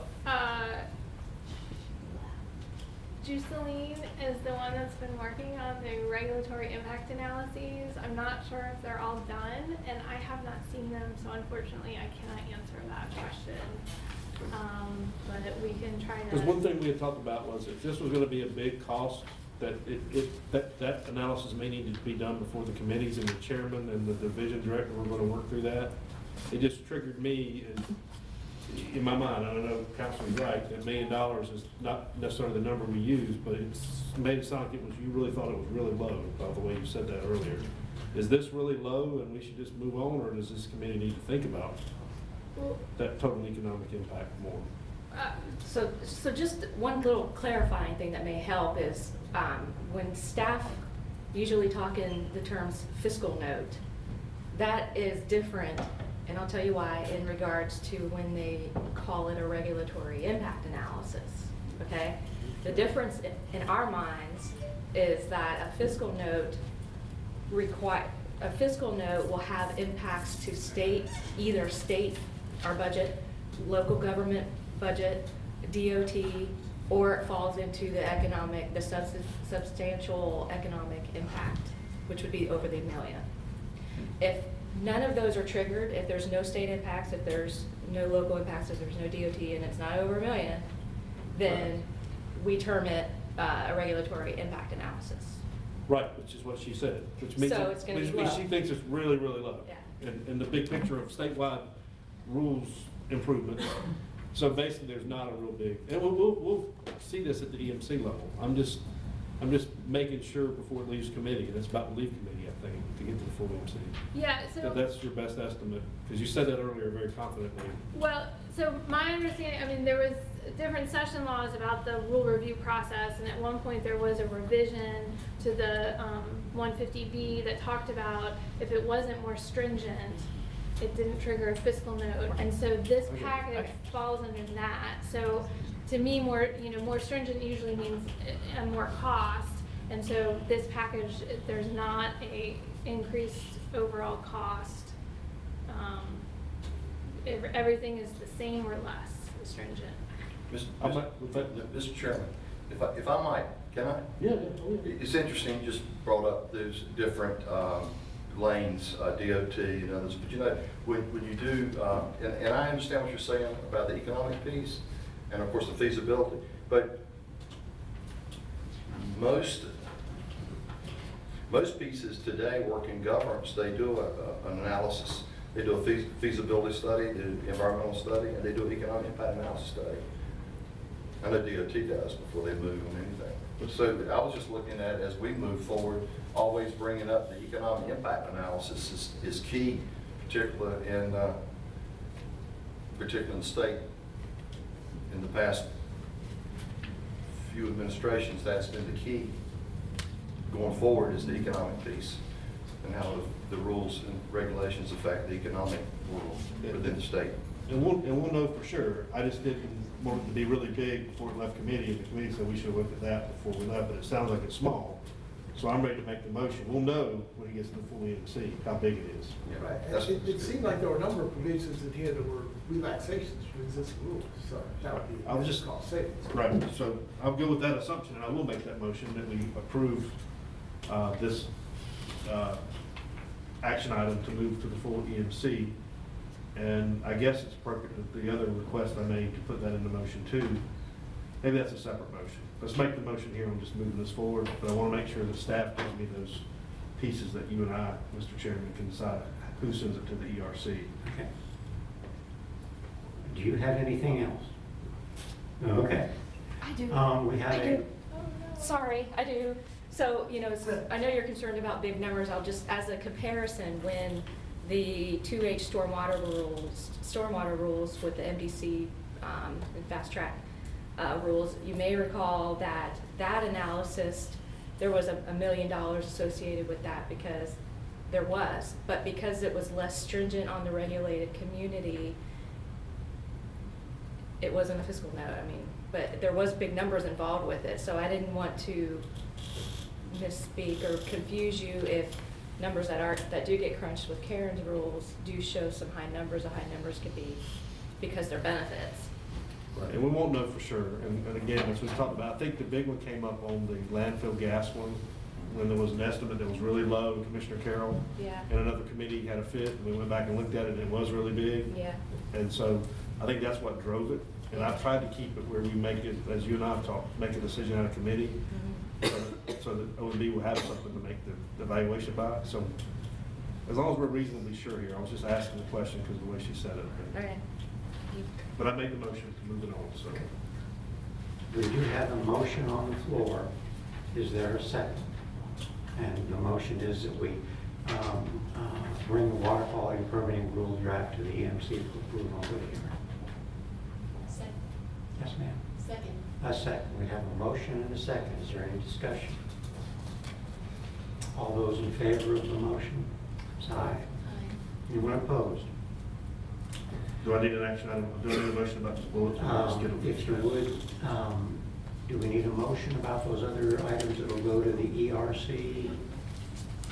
Hey, Higgins, will you get some language together for the items that we are supposed to respond to the ERC and get those to me, and then I can forward them to the EMC chair? Absolutely. Do we need a motion on that, or is that just a request? I think we can be able to request it in a second. Okay. Okay, thank you. I can hear. A request from the chair. Oh, yeah, that's good. Thank you. Yes, ma'am. May I just make one comment? And I was talking with the staff about this earlier. I think it would have helped to move through these regulations if across all of the readoption, review and readoption process, a common convention is used in the notes that are put in the margins on each of these revisions. In previous packages, we'd see things like less stringent, quote unquote, or not substantive, quote. That was not the case here, and it does help us walk through the revisions a lot clearly, well, more clearly, if we can see common descriptions across all of the rules, I think. Okay.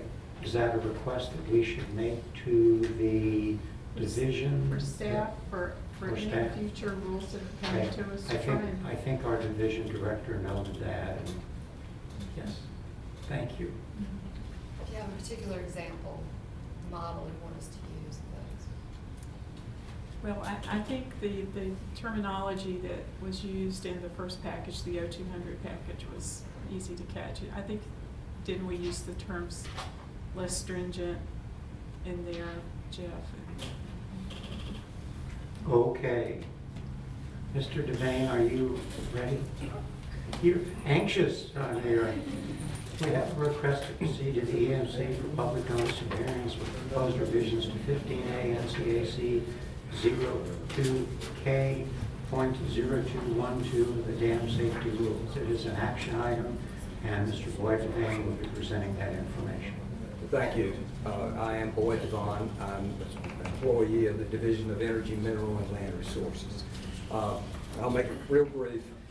You've had some very consequential issues to discuss today. This is the least consequential of all issues. I would argue there are 0 real-world consequences to this issue.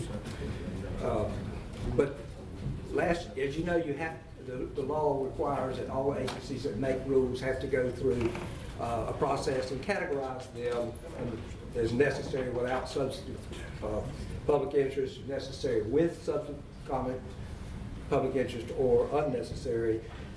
You did this with the dam safety rules last year, and you ruled that 2 of the 33 rules could be deleted, but that since we had no opposition, no no opposition to any of these rules ever, that we would rule those as necessary without substantive public interest.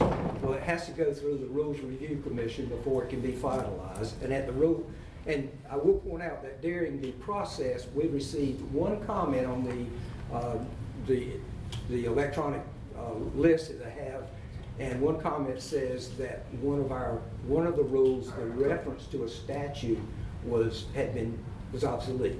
So, but we were going to take care of that. We hoped to do it through a technical correction, but the Rules Review Commission didn't allow that. And but we said we'd go to the public hearing. The next time we have a public hearing on the dam safety rules, we would correct this improper reference. Well, we went to the Rules Review Commission, and they ruled that the comment was made by some unnamed person. The comment said, they ruled that was really can't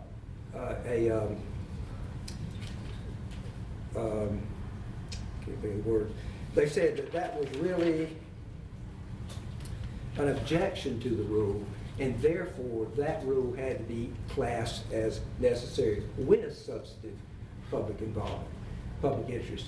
So we're having to take that rule back to the hearing process, and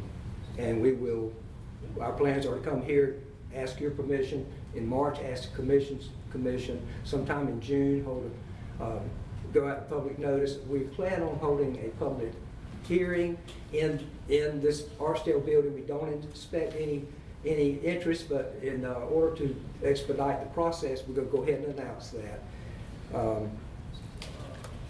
We did change the words a little bit you'll see in the handout, the one electronic attachment. We did add some words to that rule because the Rules Review Commission now looks at the entire rule because we're changing one part of it. They look at the entire rule and they have to judge it against the Administrative Procedure Act, which was not in place 37 years ago when this rule was adopted. So we're going through the process, and I'm asking your permission to take this to the Environmental Management Commission in March. We have a request on the floor. Is there any comment? Mr. Chairman, I have a question. During this process, was there any comments made in reference to the safety of dams in relation to eastern North Carolina from Hurricane Matthew?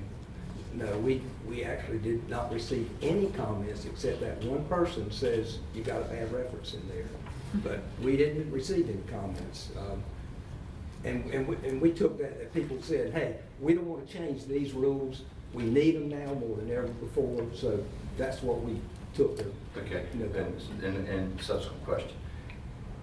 In reference to Hurricane Matthew, did staff go out and inspect any dams to find any rule that maybe needed to be changed because staff had recognized some irregularities or unsafety pieces of the rules for the dam safety law? No, there were no recommendations made by the staff to change those, but there were a lot of weaknesses in the way it was implemented, but I have not heard anyone saying our division director was called away just a few minutes ago, acting director Toby Benson, and he would better address that, but I'm not aware, nobody informed me that there was any changes. We're happy with our rules. If I may add a little bit, Toby has spent most of his career dealing with dams and dam safety, so I'm suggesting if you have a question or comment, contact Toby. He would be a very good reference. Yes, sir. We have a request to proceed to the commission. Is there any more comment? Do we have a motion? Motion. Thank you, Commissioner Jerry. We have a motion to proceed to the EMC. We have a second. We have a second. Is there any discussion? No discussion? All those in favor of the motion? Aye? Aye. Anything on algal blooms? Mr. Chairman, I would like to propose we have a lunch and learn at the, whatever the March meeting. I will buy lunch. And Just it's. nobody can accept that. That's the. You know, after that knee surgery, you don't have the money for this anyway. I think it's very important, and especially starting March, that's when we're starting to see changes, and that's when we're gonna start to learn more and more about this. So I would like to propose a lunch and learn, so that we learn about algal blooms. Can I do this? I'll say yes, but I want to talk to Commissioner Wisdom and his committee, and if the water allocation committee commissioner doesn't have a lot going on, maybe we can put it there. If not, we'll definitely do a special lunch, depending on what you've got for your special presentations. We can talk about Yeah, I mean, just let's talk, we'll have it somewhere. I promise you, we will put it in the water allocation committee, or we'll put it at lunch. Okay. Do any of you have any closing comments? This has been a rather long, rather laborious, but I think a very, very productive meeting. Thank you all for your participation. We will adjourn, and we will meet tomorrow with a full EMC.